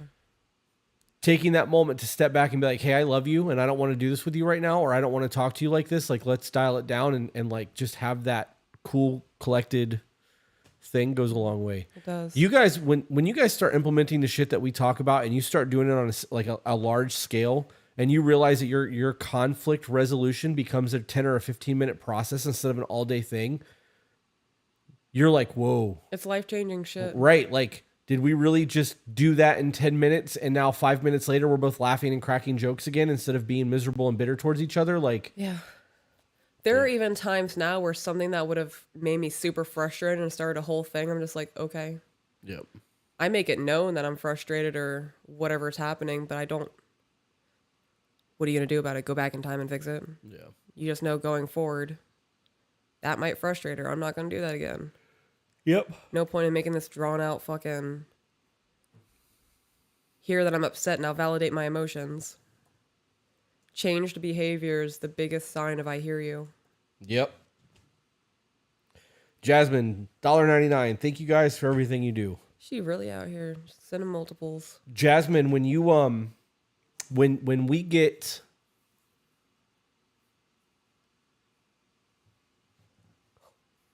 I have to think about that. I have no idea what you're talking about. I know. Okay. That's why I need to think about it because Cool. I don't want to just blurt some shit out that I'm wrong. Okay. Mailing to Canada is a question again. I forgot your answer. So we still have shirts for sale for the 400 or so of you that are watching. If you haven't bought shirt yet, so we still have both shirts in stock. And I do shirt orders every morning, so they go out literally the very next morning. tobebetter.co to buy merchandise. We are currently not shipping anywhere other than the U.S. because shipping outside of the U.S. international is fucking expensive. Stupid expensive. I cannot ship to Canada for less than $38. That's just shipping. To Canada. It's not not like they got to including the go shirt over an price. ocean. They just got to cross a border. Right. $38 for a fucking padded envelope. How much are we selling the shirts for? $25. So that's what, almost $70? Yeah. So for people who are wanting to buy t-shirts, if you want to get shirts sent to you to Canada, we can do that. You're just going to have to pay the higher shipping fee. I'm not willing to take the loss on it. Yeah, that's too much. It's more than a shirt's worth. It is. It really is. So greetings from Kurako. You guys have helped me step into my true self and preparing to be the perfect partner. Cough, wife, cough. Haha, thank you so much. I love listening to your live while cooking. Love that. Yep. Katie Lynn, $1.99 with just a cat heart thingy. AJ sends screenshots and like there's heart reactions. I don't know if it's like an actual like to react thing that's on there, but it covers up part of the text and I can't read all the messages. It's lame. Simply Sandy, what is your opinion on a woman who is too in love with a man that seems to be just settling with her? Move on. How what makes you believe that? That's a really shitty thing. Right, but what makes you believe that? Because Right. not everybody loves the same. No two loves that you experience is going to be the same. The way that I love you is different than the way that I've loved people in my past because your love evolves. You evolve. Right. So are you infatuated and he's like, man, whatever? Because maybe he just doesn't show love that way. That's a very loaded question. I wish I could unplug my nose and rinse it out. You get a neti pot or like one of the Navage things. Remember that? What are you talking about? That squirts water up your nose and goes through your sinuses and like sucks it out. I have never done that. That scares me. Yeah, it's not fun. This is a you question. A me? Oh God. Okay, hang on. Advice on having more goofy conversations and connecting with your significant other. I just say shit like what I just did. This is how I am as a person. I don't care what your opinions are of me. I could say the stupidest thing. You can look at me and say, that was stupid. I'm like, right. But everything is geared towards me. If you enjoy it, that's just a plus. I'm going to say that as somebody who is not that person. Yeah. Because I'm not. Right. I am more goofy and outgoing with you than I've ever been with anyone in the past because you're just okay with it. Like, I've never done anything wonky, and you'd be like, I can't believe you just did that. You're so stupid. Like, has somebody said that to you? You'd be surprised. You'd be surprised at some of the shit that people have said to me. But when it comes down to it, knowing that you enjoy those things, like if I belt out a song lyric and you're like, hey, and you do your thing because you do that. I do. It makes me feel good. Like I know that I can't sing, and I know that I don't know the words to probably half the song, so I'll mumble and then sing and then mumble and sing, and you get a kick out of it. Like I do. Knowing that I can be completely embarrassing to myself and you don't see it as an embarrassment makes me more comfortable in being stupid. Yeah. And that's how I view that. You know what I mean? Like if I'm going above and beyond to be goofy and be dumb like that, like I need that support and that you're not going to look differently on me. It's no different than men fearing crying in front of their woman. I know that if I cry in front of you, you're never going to throw that in my face or hold it against me. It's just who I am as a person. Yeah. If you judge me for it, you're not in my circle. I don't have space for anyone to make me feel bad about who I am. Yeah. So in that scenario, I think that when your partner does the weird, goofy things, hype them up. Don't make a big deal out of it. Like make a big deal out of it, but don't make a big deal out of it. Like Have in a fun way that's with gonna them. that. Yeah. Continue it. You'll start a song and I'll finish it, or you'll start singing and I'll shake my butt for you. Is that all I got to do to get you to shake your ass? Row, row, row your boat. It didn't work. I felt the urge. It was there. Oh, okay. Go. Okay. Peaches, make the cleaning planner. I will buy it. Exclamation point. I also can't find PDFs on check-ins. Would absolutely love to download them. Thanks for book referrals. Currently, the only place that the PDF for the check-ins are listed is in our Discord and on Patreon.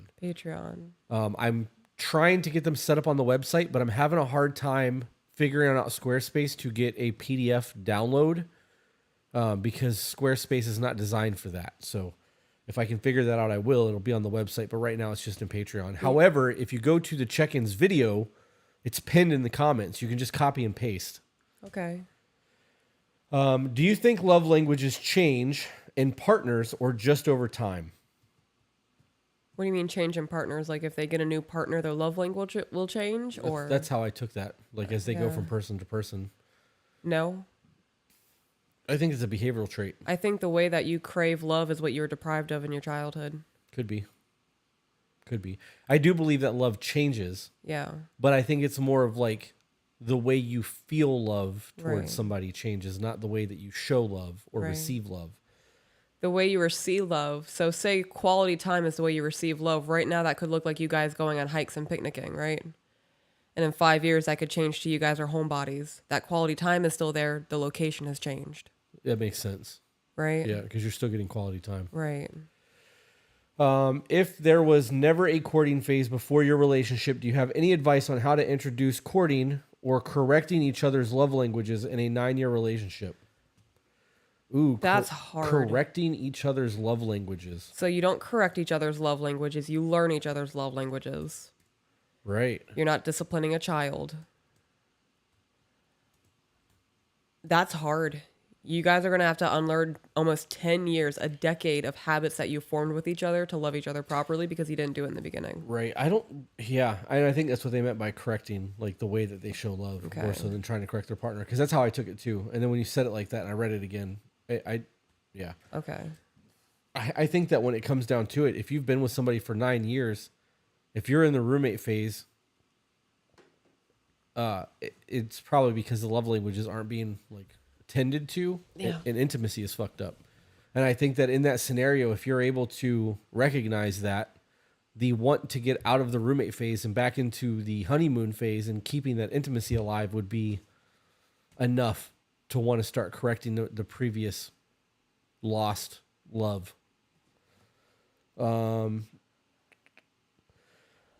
Amy, $7.99. Did I miss the time management video? Was binging older videos and saw you guys mention it. So I have 2 3-minute time management videos on my TikTok buried somewhere.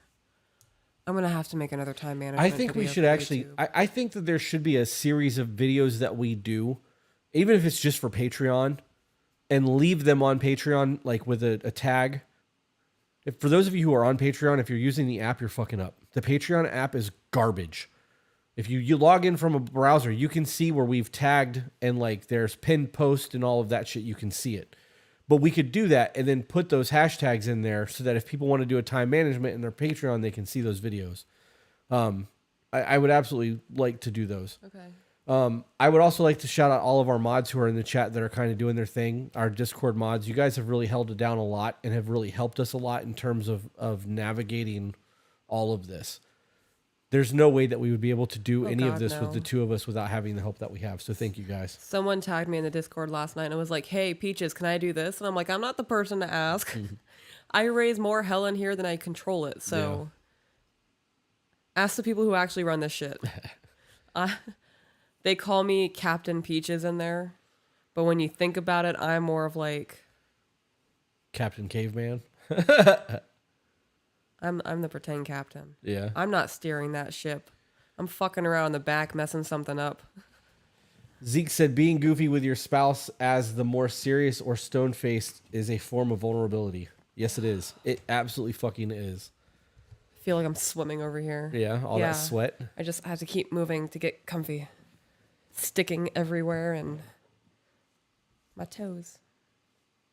All right. How do I handle my own wife's frustration regarding my low libido due to having a hysterectomy and my hormones being out of whack? She doesn't understand.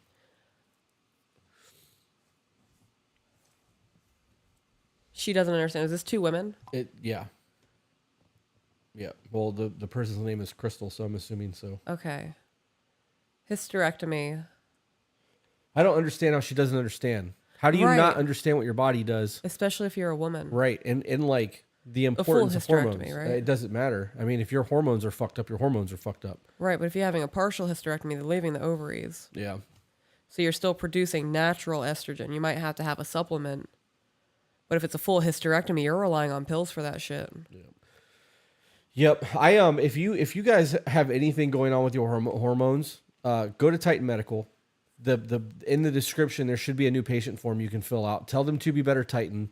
It'll save you money on your initial program, but like they can set you up with regimens and monitor your blood and get you on things to get your hormones leveled out much differently than a doctor will. A normal doctor is not going to prescribe you a lot. They're going to give you just enough to get you by versus enough to be beneficial. That pillow's wet. Yeah. I feel gross. I'm a young wife, also introverted. How do I find other young married friends without going to bars or clubs? Well, you're not going to find them at bars and clubs. And if you do, they're not not the kind of people you want to hang around. I don't know. I don't have friends. I don't have any recommendations. Book clubs? Church groups? Church groups. I don't know. PTA? I'm going to read two more chats and then I'm going to ask you a question. So Jasmine sent us another $1. Rachel Dorner said, I started taking my husband's boots off and now he is so appreciative and in love with the fact that I do it now. Thank you for your suggestion. Word. They want to hear more about love languages and it being what your childhood was missing. Oh, because I said what I said. Yep. I don't have the brain capacity for this, guys. Okay. You want to add that into the next one and we'll start the show next week with that? Yes. Okay. Let me think on that. I have a headache. I want to take my skin off. It's so hot in here and I'm sweating and I can't remove my skin and I'm just boiling underneath it. It's really not that hot in here. It's just that we don't feel well. I know, and I hate it, and I have clothes on. Any advice on being able to do things when your SO is home? I feel the list of things I need to do, whether in the house or shopping, has to wait until my hubby leaves for work because he doesn't want to do it. Why do you feel that way? I did not catch any of that. Are you not wanting to do things while he's there because you want to spend time with him? Because that's a different scenario than you not doing it simply because he doesn't want to. Like, is this a time management thing? Is this a I want to spend time with him thing? Like, too many variables. Yeah. I would also like to point out that, like,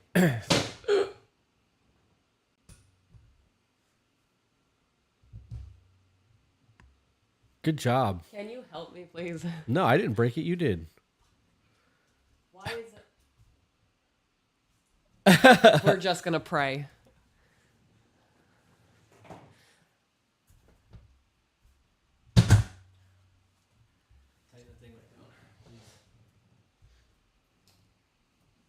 I don't remember what I was saying. I don't remember before either. You broke your microphone stand. Yeah. I wish we had a kiddie pool that I could float in right now. Yeah. I remember what I was going to say. When you guys are in a relationship with somebody, your house, if you've got kids and shit, like your house is not going to look like a Pinterest photo. No. So the idea of your house has to be fucking spotless and you don't have time to clean or do things. I guarantee you that he would rather you spend time with him than be cleaning and cooking and doing shit the entire time that he's home. Like the quality time, if that's a thing for him, matters. Like he's going to want you two to be doing shit together versus separate activities. right. You shopping and cooking and cleaning while he's sitting there. Right. All right. We're like an hour and 40 minutes in. Okay. So you want to do a 20-minute push just to get us to the end? Or do you want to call it? 20 minutes. 20 minutes. So you guys got 20 minutes. How many people are watching? I don't know. AJ, how many people are watching? I don't know why I said that. He obviously heard you say it. I'm going to say 384. Cookies Custom sent us $1.49 Ooh. with a peach. Hell yeah. How can I connect more with my significant other over text? He is in the military and I feel like we don't connect as much as we do in person. Any advice on how to get more engagement in conversation? FaceTime. FaceTime, yeah. You can't text messaging. There's no tone. Nope. No body language. No eye contact. No verbalization, period. I like to, we're still at 400 people in the chat. Oh. I like text messages for constant communication, but I do enjoy seeing you. So like if it was one of those things where we can only talk via text because I was away or busy, I would want photos. Like, what are you doing in the moment? What are you doing with the kids? What are you doing in the kitchen? What are you wearing? Like, are you laying on the couch? Let me see. Like, I want to see you in your habitat because it makes me feel like I'm involved. Right.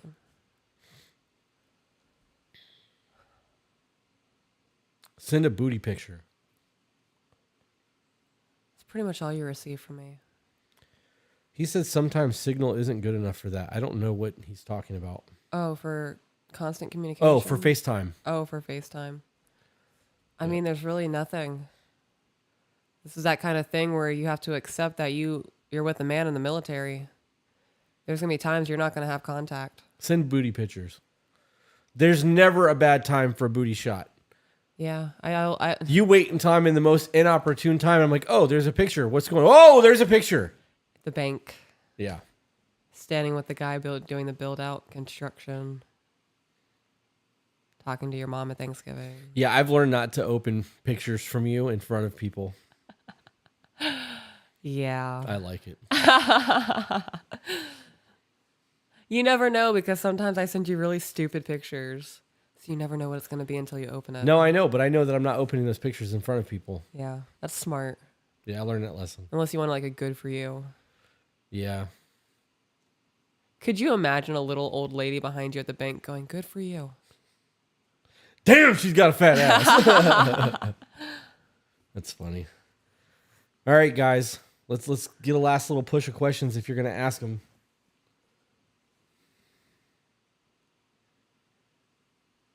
I really wish I could be vulgar on here and like say the things that I want to say without having to worry about getting kicked off the platform. I would love to hear it. Tree fitty towards apples for your cream pie. 350. I said I was going to BJ's tomorrow anyway. I just got to do it. Yeah. Well, I mean, we'll see how we feel tomorrow. I mean, I have to. We got to start eating right. I feel fat. Yeah, I do too. I feel gross. I feel like I did when I was over 300 pounds. I'm avoiding looking at myself over there. I mean, I got on the scale and my weight hasn't fluctuated. I've been in the same weight bracket, but I notice I'm losing muscle mass and I'm putting on fat. And I hate it. I am not a fan of it either. I don't like the way I look right now. So a lot of chicken and rice in our future. My partner wants me to be a stay-at-home mom/wife and hasn't brought up marriage. I don't feel like I'm being appreciated. I don't understand. Why do those two correlate? Well, I can understand us being a stay-at-home and not being married. Right. I mean, there would still be a contract written up. Like, Right. you're asking me to not work. If Yeah. you leave me, you have to supplement my income until I have a job Yeah. and I'm able to float myself. I understand that. The thing that I don't understand, though, is why you feel like you're not being appreciated because he hasn't brought up marriage. Right. Yeah, I don't understand that part. That's what doesn't make sense to me. Great job, Peaches. My man knows better than to open my picks when people are around, too. Hell yeah. It was Julie Rocks. I like how I trained you. The amount of cream pies that start with BJ's. Nope, they don't. Yeah, no, those usually end it.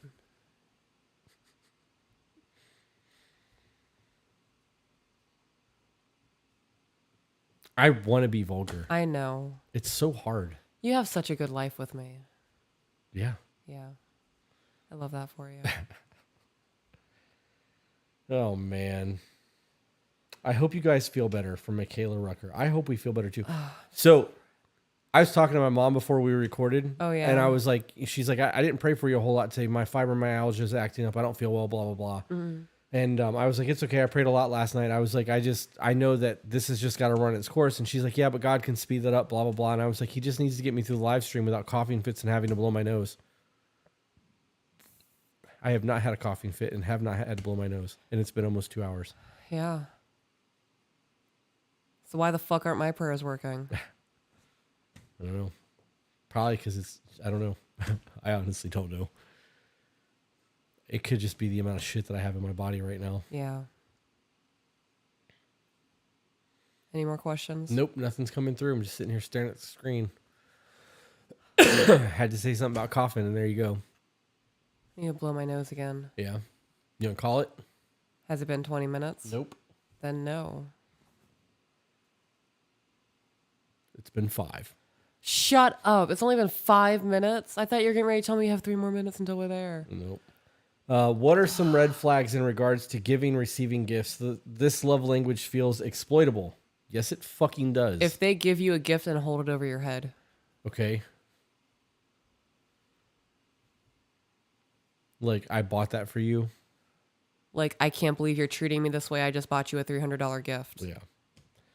I gotta be honest. This is the only love language that makes me uncomfortable. Yeah. The idea of somebody wrote, ha ha ha, the awkward silence when they are trying so hard to keep it together kills me. Us. I don't find it awkward. No? No.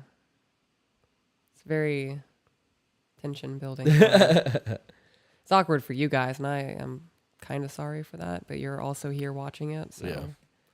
I'm just living my life. You guys just get a window into it. So on the whole exploitable thing, with the red flags regarding gift giving, if you give somebody something and they are unappreciative of it and they want more, that could be a way that you can see that it's being exploited. If they start expecting it and then get angry when you don't do it. Right. I also think that you can tell if somebody's love language is actual gift giving if they get excited over the small things that are not an expensive gift. If you give somebody a note and they're like, yeah, whatever, and throw it in the garbage, they're obviously not really into gift giving. They're looking for the gift, the present. Like, Yeah. I was super uncomfortable in that Louis store. were you? Yeah. I've never been in a place like that. And I was the most well-dressed person there. You Which were. also made me uncomfortable. But you also made that woman put daddy's girl on your fucking wallet. I did, yeah. Every time I open my wallet, I go, that's me. That made her day. Yeah. I want to go back and see her. She enjoyed us. Yeah. Yeah. We could do that. Like in a month or so, if you wanted to do another Louis trip, we could. We Are you would just, serious? yeah. I mean, we just take one of the fucking payouts from all of this and go do something. Once all the credit cards are paid off and I don't have that debt overhead, I don't have to worry about shit again. And I'm almost there. Like I've got almost half of them are completely paid off. Are you sure? Yeah. Thank you. Tips on when there is a child from a previous relationship and his father thrives on high conflict. That sounds like poor co-parenting. It does sound or like poor the co-parenting. inability to co-parent. I think that in that situation, you need to have a sit down and have a conversation because you don't have to engage in conflict. You really don't. You Especially should, if it's over text message. you should be able to co-parent. And if you're trying to co-parent and they're trying to make things difficult by co-parenting, you do not have to engage with them. I know this is a shock to everyone, but you don't have to fucking engage with anyone. If somebody's being shitty to you, you can choose just to not respond. And if it's in person and they're talking to you, keep your mouth shut. Yeah. Focus on whatever you're doing and ignore them. I've done that. Or be like, are you done? I stopped listening 5 minutes ago. Yep. Oh, I'm sorry. Were you speaking? Yeah. You guys don't have to engage in that shit. You really don't. And when you're able to co-parent and co-parent effectively, things are so much fucking easier for the children. Our situation with Brandon and Jasmine is fucking dope. Oh, I love it so much. Yeah. It eliminates so much headache from my life. Katrina Shields said, "Feel better, you two. Thanks for showing up tonight. $4.99." Summer Breeze Jones, $50.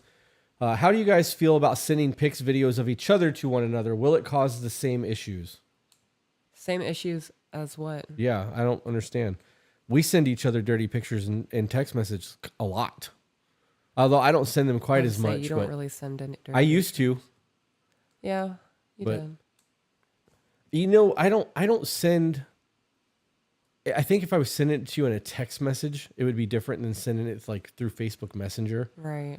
Because I'm just afraid that one of those days you're gonna open that messenger to like send me a message and my dingling's gonna be on the screen and like it's just a very weird thing for me. I get that. But I do enjoy those pictures and videos. Oh yeah, I pride myself on being a personal porn star. Carly Moon, 99 cents. Jasmine, $1.99 says, "Okay, guys, I love you all." Or okay, last one. I love y'all. Love you, Jasmine. $5. My question is too long. I moved across the country for my ex, and she said I never prioritized her. I moved home. Thank you for all the wisdom. Hell yeah, I'm glad you got away. Allison Carroll, I went to the Louis store in Las Vegas and felt like I was too poor to breathe in there. They brought me like a sparkling water on a gold-plated tray. Uncomfortable. I've never been anywhere like that. I grew up with clothes from the Goodwill. It makes me feel good knowing that I can shop in those stores. Yeah. Because I know what I look like. Right. And I know, I even asked that lady when we were in there because we were getting help from somebody else and they passed us off. They did, yeah. And like, we dropped like $13,000 that day. We did. And I was like, I don't mean to be rude. And I was like, and you can tell me if I'm being rude. I was like, but did she pass us off to you because they didn't think that we were going to spend money? And she's like, no, they have appointments that they go through, blah, blah, blah. And I was like, okay. Because Yeah. I feel like we People were just judge passed us, off yeah. because of the way that I look. And I was like, joke's on her. You just sold a duffel bag, a purse, a wallet, and some fucking heels. Like, Yeah. yeah. Made mad commission on that. Part of the reason I felt so uncomfortable in there is it's upper class women in yoga pants. And I'm in there with multicolored hair covered in tattoos and tackle box face. Yeah. I don't know. I enjoy that shit. Yeah. Yep. I know that it makes people uncomfortable. My boyfriend and I have been together for, it says 4 years, and I have a 1-year-old. I want marriage. He doesn't because I hurt him. I can stay and see how it goes or leave. Thoughts? How'd you hurt him? Yeah. Did you slam his leg in the car door or did you cheat on him? I you know, this whole marriage thing is becoming a problem It is. because people don't see the value in it anymore because there's a lot of risk for men to get married. They don't even see what marriage means anymore. Right. They view it as you're not a wife when you get married. You don't become a wife because all of a sudden you have the title of a wife. It's your actions. It's your loyalty. It's the trust and the foundation that you've built and knowing that no matter what, you have each other. And when I'm not in the room, I know you're going to defend me. You're not doing anything behind my back that's going to intentionally hurt me. Right. I guess, so my question in that scenario, Carly, since your name is on there, how important to you is marriage? Is that something that like you want to settle down and have your forever person? And like, do you believe that this person is him? Because, I mean, you hurt him. I don't know what you did.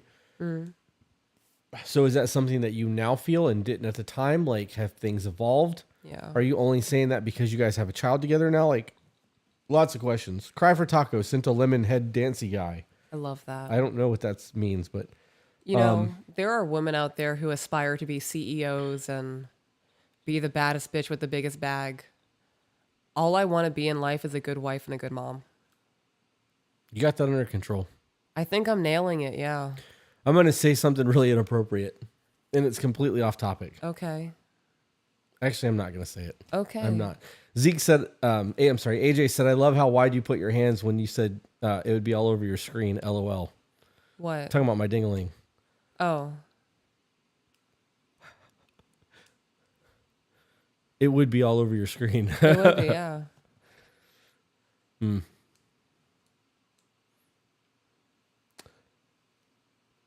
Somebody wants us to do a video on the importance of the construct of marriage. No. Read the Bible. You'll find our construct of marriage. Okay. I'm going to walk through this a little bit. So construct, that's derived from construction. So you mean the foundation of building a marriage? Maybe. Is that what that person's asking? I don't know. 7th grade education, been hitting that a lot. The construct of marriage. That's what I'm getting, that they're asking how to build the solid foundation of what a marriage is. Okay, if that's what you're asking, let us know and we'll go from there. Zeke sent us $15 and it says, "Oh, Kurt with a chicken." I don't get it. So in the Discord, he said the that shit that Cardi B does. And every time I hear that, I lose my fucking mind. It's the stupidest thing ever, and it just tickles my brain. And I would love to hear a flock of humans like chickens making that noise just repeatedly. Like, you know, in like Finding Nemo, like mine, mine, mine, mine. But the oh Kurt shit. And apparently now I'm mother hen and they're all my chicks and I'm a chicken tender. And you're also the Pope. And I'm the Pope. There's a whole lot going on in Discord. Yeah.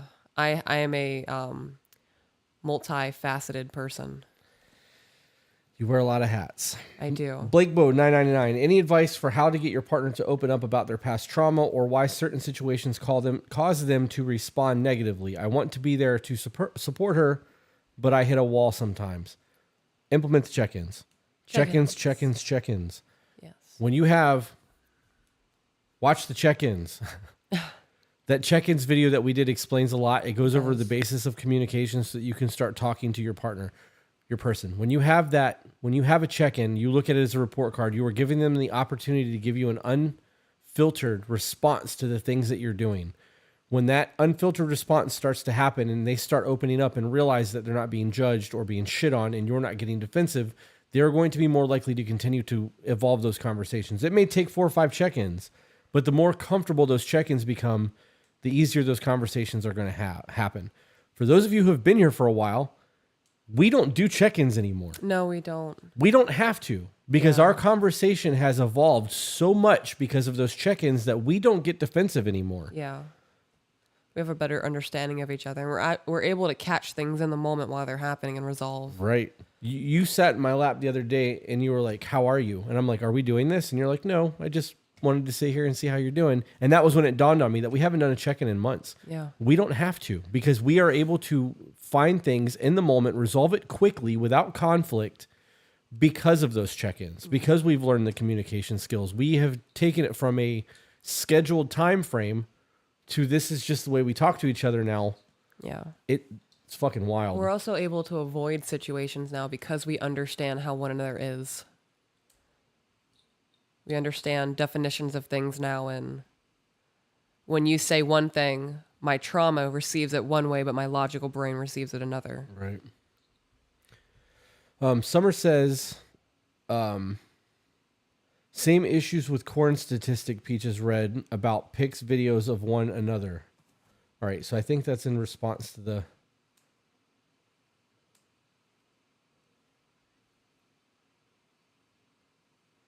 So she originally asked, how do you guys feel about sending pics and videos of each other to one another? Will it cause the same issues? And we were like, what do you mean? And she's like, same issues with the corn statistics Peaches read about, pics videos of one another. No, it's not. It doesn't, because we're not watching weird things trying to get a higher dopamine release. We're watching each other. Right. Or that's your real life. That builds anticipation. It does. It builds the intimacy. Having flirts and having the dirty pictures and the dirty videos and the all day conversations leads up to getting home knowing that there's going to be playtime, and like you're excited.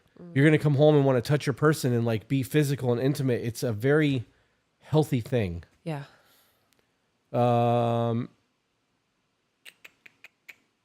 Your content is helping my husband and I fix the cracks in the foundation of our marriage. We have been together for a decade. Thank you. I love that they said decade, not 10 years.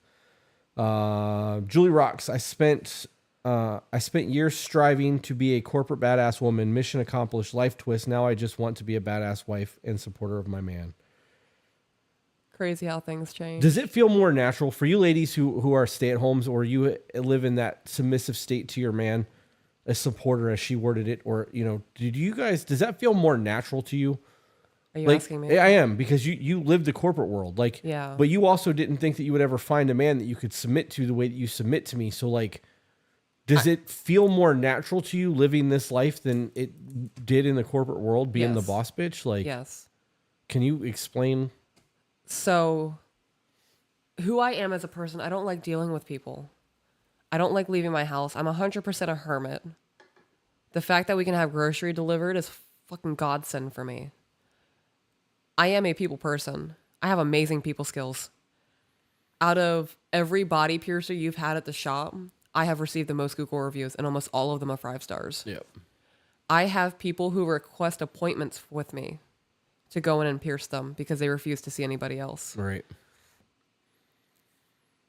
It's exhausting. I hate it. I hate having to put my own mental shit aside to deal with other people's mental shit while piercing. It's tiring. When I say I hate it, I don't mean I hate the clients. I love my clients. I hate how mentally taxing it can be. Right. Because it really is a lot. I've had people divulge their whole life to me. Like, and then having to deal with coworkers and their bullshit that they bring to work every day, and having to hear about how you're exhausted from staying out until 4 a.m. the night before drinking, knowing you had to be to work at 10. Yeah. It's too much for me. And the competitiveness and the drama that goes on, and it's too much. Being at home it's home. Right. So it's better for you, but that what I'm asking you is, does it feel more natural being a submissive housewife than it did getting up and going and grinding and working every day? Yeah. I gotta be honest, for me, being the provider is a normal thing. It's just something I've always done. So like it is normal for me to get up and grind and hustle and do the shit that I'm doing to make sure that you have the things that you need. Right. And when I know like I'm working for something, I work harder because I'm actually working for a goal versus just trying to maintain. But I've never been in a situation where my life has changed so drastically like yours has. So it is more of a, is this normal for you thing? Yeah. Or does this feel natural? I mean, It does. When I was working full time and having to maintain a household, I hated maintaining the household because my focus overall was maintaining a life for myself and the kids and not having any help. And it's exhausting working 60, 80-hour weeks on top of doing laundry and cooking and cleaning and making sure I'm going shopping and making sure the kids have clothes and making sure I have clothes and everything is up to date and shit in the house is repaired and making sure my car is maintained. It's too much. and it doesn't bother you now? No, it doesn't, because my focus isn't spread thin that way. I can wake up in the morning, knock out whatever dishes piled up the night before, empty the dishwasher, do our laundry, and work out before 12 o'clock. And still get what I need to get done for the podcast done throughout the day. Yeah. Yeah. Teresa Bloss said, I hated to work. I would rather stay home with my kids and maintain my house and make my husband's life better. Caitlin Haynes says, yes, feels 100% more natural. I was the breadwinner at the beginning of mine and my partner's relationship, and now I'm a stay-at-home mom. Definitely wouldn't go back. Chastity, not even going to try to butcher your last name, said, I used to be very offensive regarding conversations, but made changes, and I don't yell anymore. And I'm very intentional with having a calm tone, but since my spouse raises his voice a lot, And then that ends the statement. And then we got a $5 super chat. Dope. I don't know where that was going. It's dope to see you guys fall into that natural rhythm of your life, and to know that you were able to accept that that is a natural thing, because society tells you that it's not, and that, you know, you're a slave and that you're a problem and that you shouldn't be doing that and blah, blah, blah. So to hear people say, yes, it's natural, I feel better doing the stay-at-home mom thing, is refreshing to read. Yeah, if I had to go back to work, I would do it, but I would hate it, and I would complain about it. Yeah. I would do it. Being home, it's like forcing a... So if you were asking me to go back to work, it's like taking a lion out of Africa and forcing it to live in Antarctica.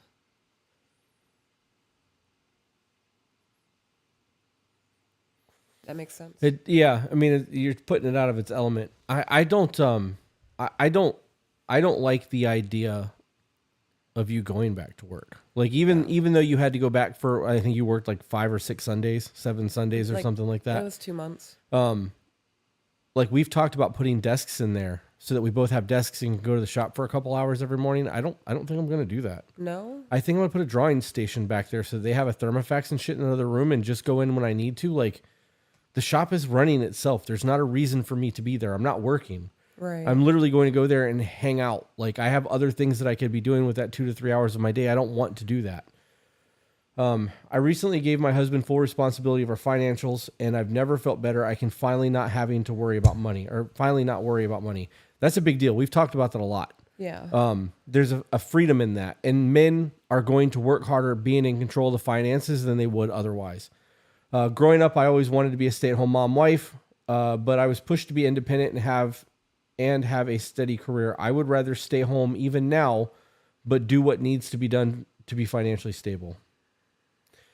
Data 700 sent a $5 super chat. Sent an email a while ago, self-work and triggers. Thank you for the response, and want to extend a huge thank you. You both are doing amazing things for people. Do you remember that email? That by that title, no. I would have to read the email itself, but I'm glad it didn't offend you. Yeah, episode 18 is going to hurt some feelings. It definitely is going to hurt some feelings. We're going to lose some followers with that one. I don't care at this point. I mean, I do. I obviously don't want to lose our followers. Like, I want people to stay, but I'm also not going to sugarcoat things because you got a sweet tooth. Like, Alexandria Jones, I am a full-blown educated engineer who did CEO life. Being a wife/mom feels natural and balanced, where being an engineer felt awful. Dude, I enjoy reading these. Yep. Julie rocks. I never thought I'd submit to a man. Never wanted to. The right man changed that and makes me want to be nothing but submissive to him. Traditional, all in caps. Yes. Is that how you feel? Yeah. Before you, I had to be in control of everything because I never trusted a man to do it. I was shown over and over again that I couldn't trust a man to do it. You had a lot of firsts with us, huh? A lot, yeah. It's wild when you think about it. Yep, a lot of firsts. I want to come back to that. I can read these last two, and then I'll come back to that one. We'll call it a night. I was the provider for my family to support my husband, became a firefighter, and now I'm able to work part-time doing something I love and start prepping our lives so we can have kids. Love that. I'm learning now that I need to submit. I realize that fighting for the masculine role is wrong. It's caused so many issues. Finally, submitting has made me actually feel true love. Love that. That's dope. So on the firsts, we have a dom sub relationship that we've briefly touched on. That's private. We're not going to get super into that, but we do live that life. Right. When we first started talking about that and playing in that aspect, you told me later that, like, you've never had it to the extent that we have it. Yeah, you're not afraid to hurt me. Wow. I mean, if we're talking about the first... Right. Okay. I mean, I wasn't going to get into all of that. Sorry. Do you think that our dom sub relationship primed you for submitting to me outside of the bedroom? Yes. Why? Because things inside the bedroom stay inside the bedroom. That doesn't affect my life. knowing that I can trust you to the extent that I can trust you in the bedroom showed me that you're not going to screw me over in real life. If that makes sense. Okay. Like there was a trust that was built there. Right. I have to, even if I had questions, I'm not going to ask them because I don't want that part of our lives being out there. So I think I understand what you're saying, and I'm just going to, because I've not crossed over any hard limits in there. Right. There's a trust that overflows.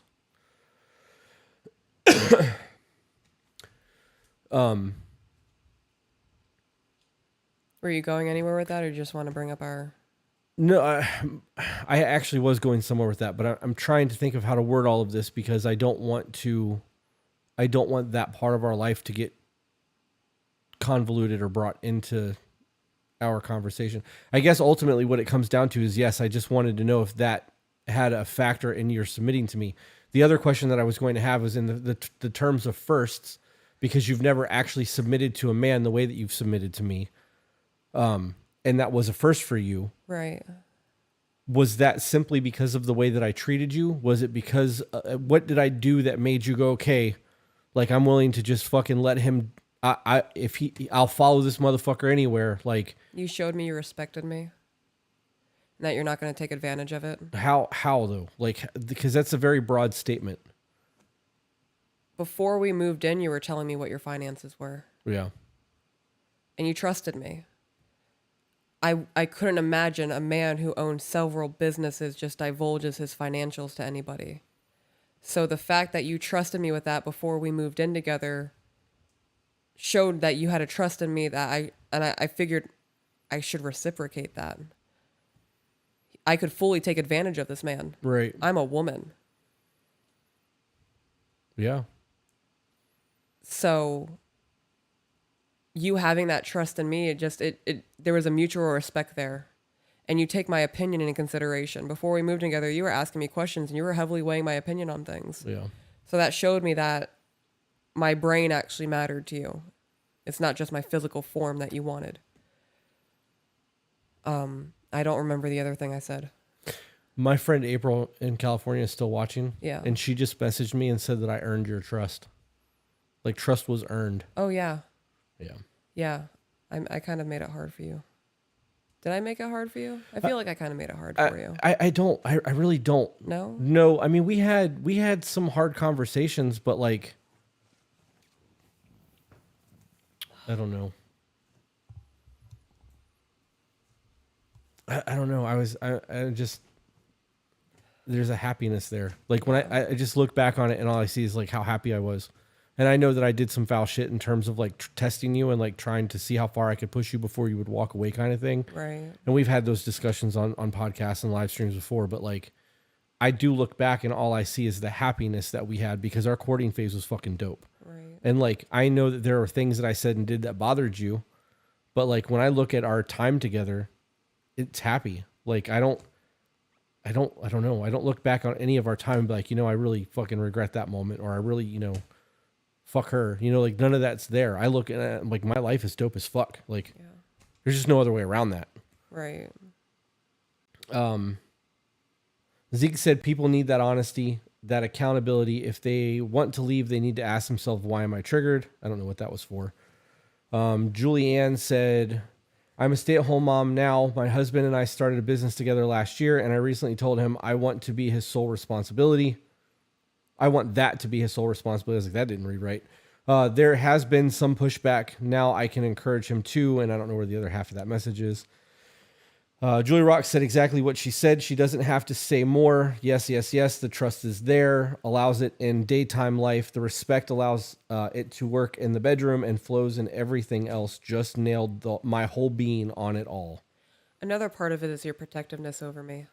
You gotta talk about that a little bit. Like, can you elaborate on that?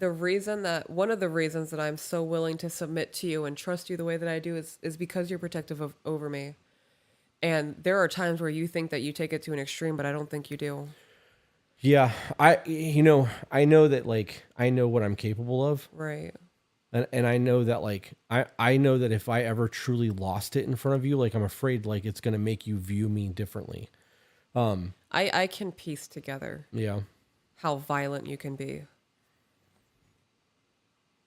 And as long as that's never directed at me, if it's deserving in a situation, like if someone's attempting to kidnap me, I would hope that you would do something. Have we ever had somebody chime in from Japan? I don't think so. We did. Shut up. Yep. Some Alyssa Rogers is watching live from Japan while making my kids breakfast. Thank you guys. I enjoy getting a new perspective from y'all. That's insane. From Japan. And she's making breakfast. What are you making for breakfast? Right? Because it's dinner time. Well, it's bedtime almost. But the second half of Julianne's comment was, how can I encourage him to continue that venture all on his own besides telling him I trust him to lead us financially?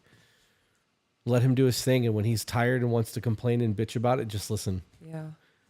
Tell him he's badass. Yeah. I never tell you to shut up when you're complaining. No? No, you don't. I've never said that to you. I never say this again. Mm-mm. And I do. Oh, yeah. I do. A lot of my complaining, too, is me thinking out loud. Yeah. And you're getting to the point now where you're like, are you just thinking out loud? Because you asked me the other day, like, are you thinking out loud or do you actually need me to respond to you? Yeah, I did. Because I don't know what in that moment, what you need. Yeah. Because there are times where you say a whole bunch of things and you're like, okay, now you answer me. And then there's times where I start saying things and you kind of just shut it down. So I need to gauge what you're looking for in that moment. That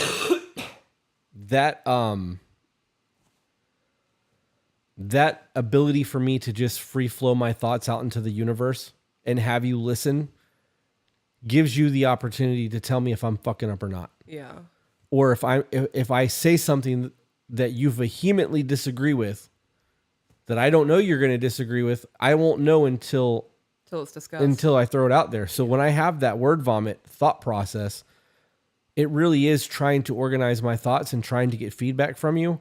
And sometimes it's just to see if you're going to have pushback. Right. Because if I say 300 things and 2 of them bother you, you're going to give me feedback on the 2 that bother you before you give me feedback on everything else. Right. So like, okay, these are the 2 things that I need to address before doing the other 298 things. Like, it is beneficial to me. That is a very helpful scenario. I can't control my face well either. So if I have an issue with something, you instantly know. Yeah, I'm pretty good about reading your body language. Yeah.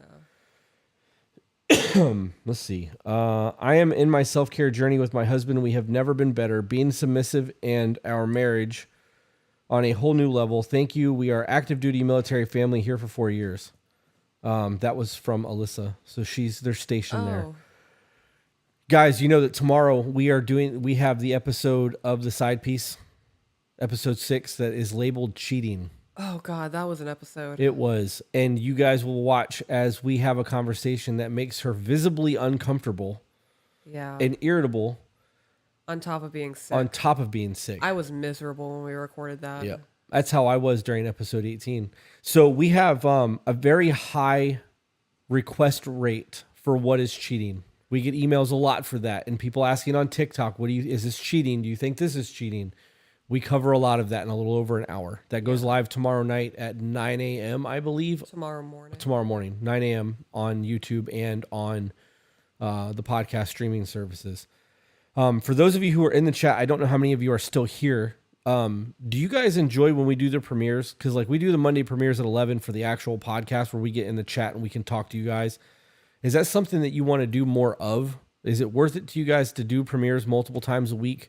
We've also talked about, and you guys can let us know in the chat if that's something that you want us to do, where we've talked about doing live streams during the daytime, sometime on like a Tuesday or Wednesday, right? Because there are people who are in the United Kingdom or overseas who it would be beneficial for them to get those live streams during the day. We have people staying up until 2 to 4 o'clock in the morning trying to catch our live streams because we do them so late at night. Yep. There's still 300 people watching us. That's crazy. Yep. Has it been 20 minutes? Oh, it's been 40. It's been 40 It's minutes. 9:20, yeah. My eyeballs are starting to hurt. Okay, he's typing. Let's see what the bubble's saying, then we can... Lots of yes. Lots of yes to the live streams during the week or to the premieres? What do you lots of yes? Come on, bro, be better than that. How about you don't ask 2 questions in one go? How about you answer your question with a description?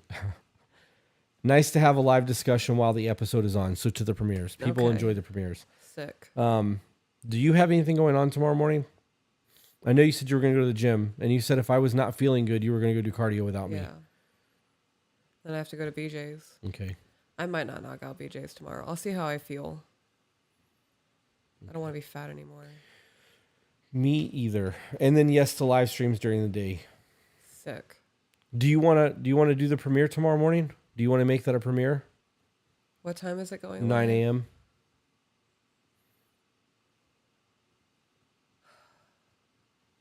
He said I'm on a 30-second delay. It's hard. Yeah, I'll probably just do my cardio in the evening then. Let's see how I feel tomorrow morning. Okay. Worst comes to worst, we just won't be in there. AJ can be there, or other people can be a part of the premiere. Okay. They're saying yes to more live streams. I feel like, excuse me, I feel like this is going to get boring for people. Me too. And I'm afraid that if we just keep doing and doing and doing, eventually people are gonna be like, yeah, this is boring. Right. I don't want to watch anymore. I don't care.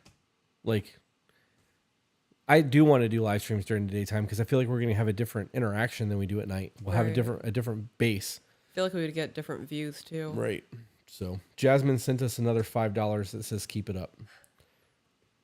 After she said that was the last one. Yeah, what happened to be in the last one, Jasmine? You're such a woman, Jasmine.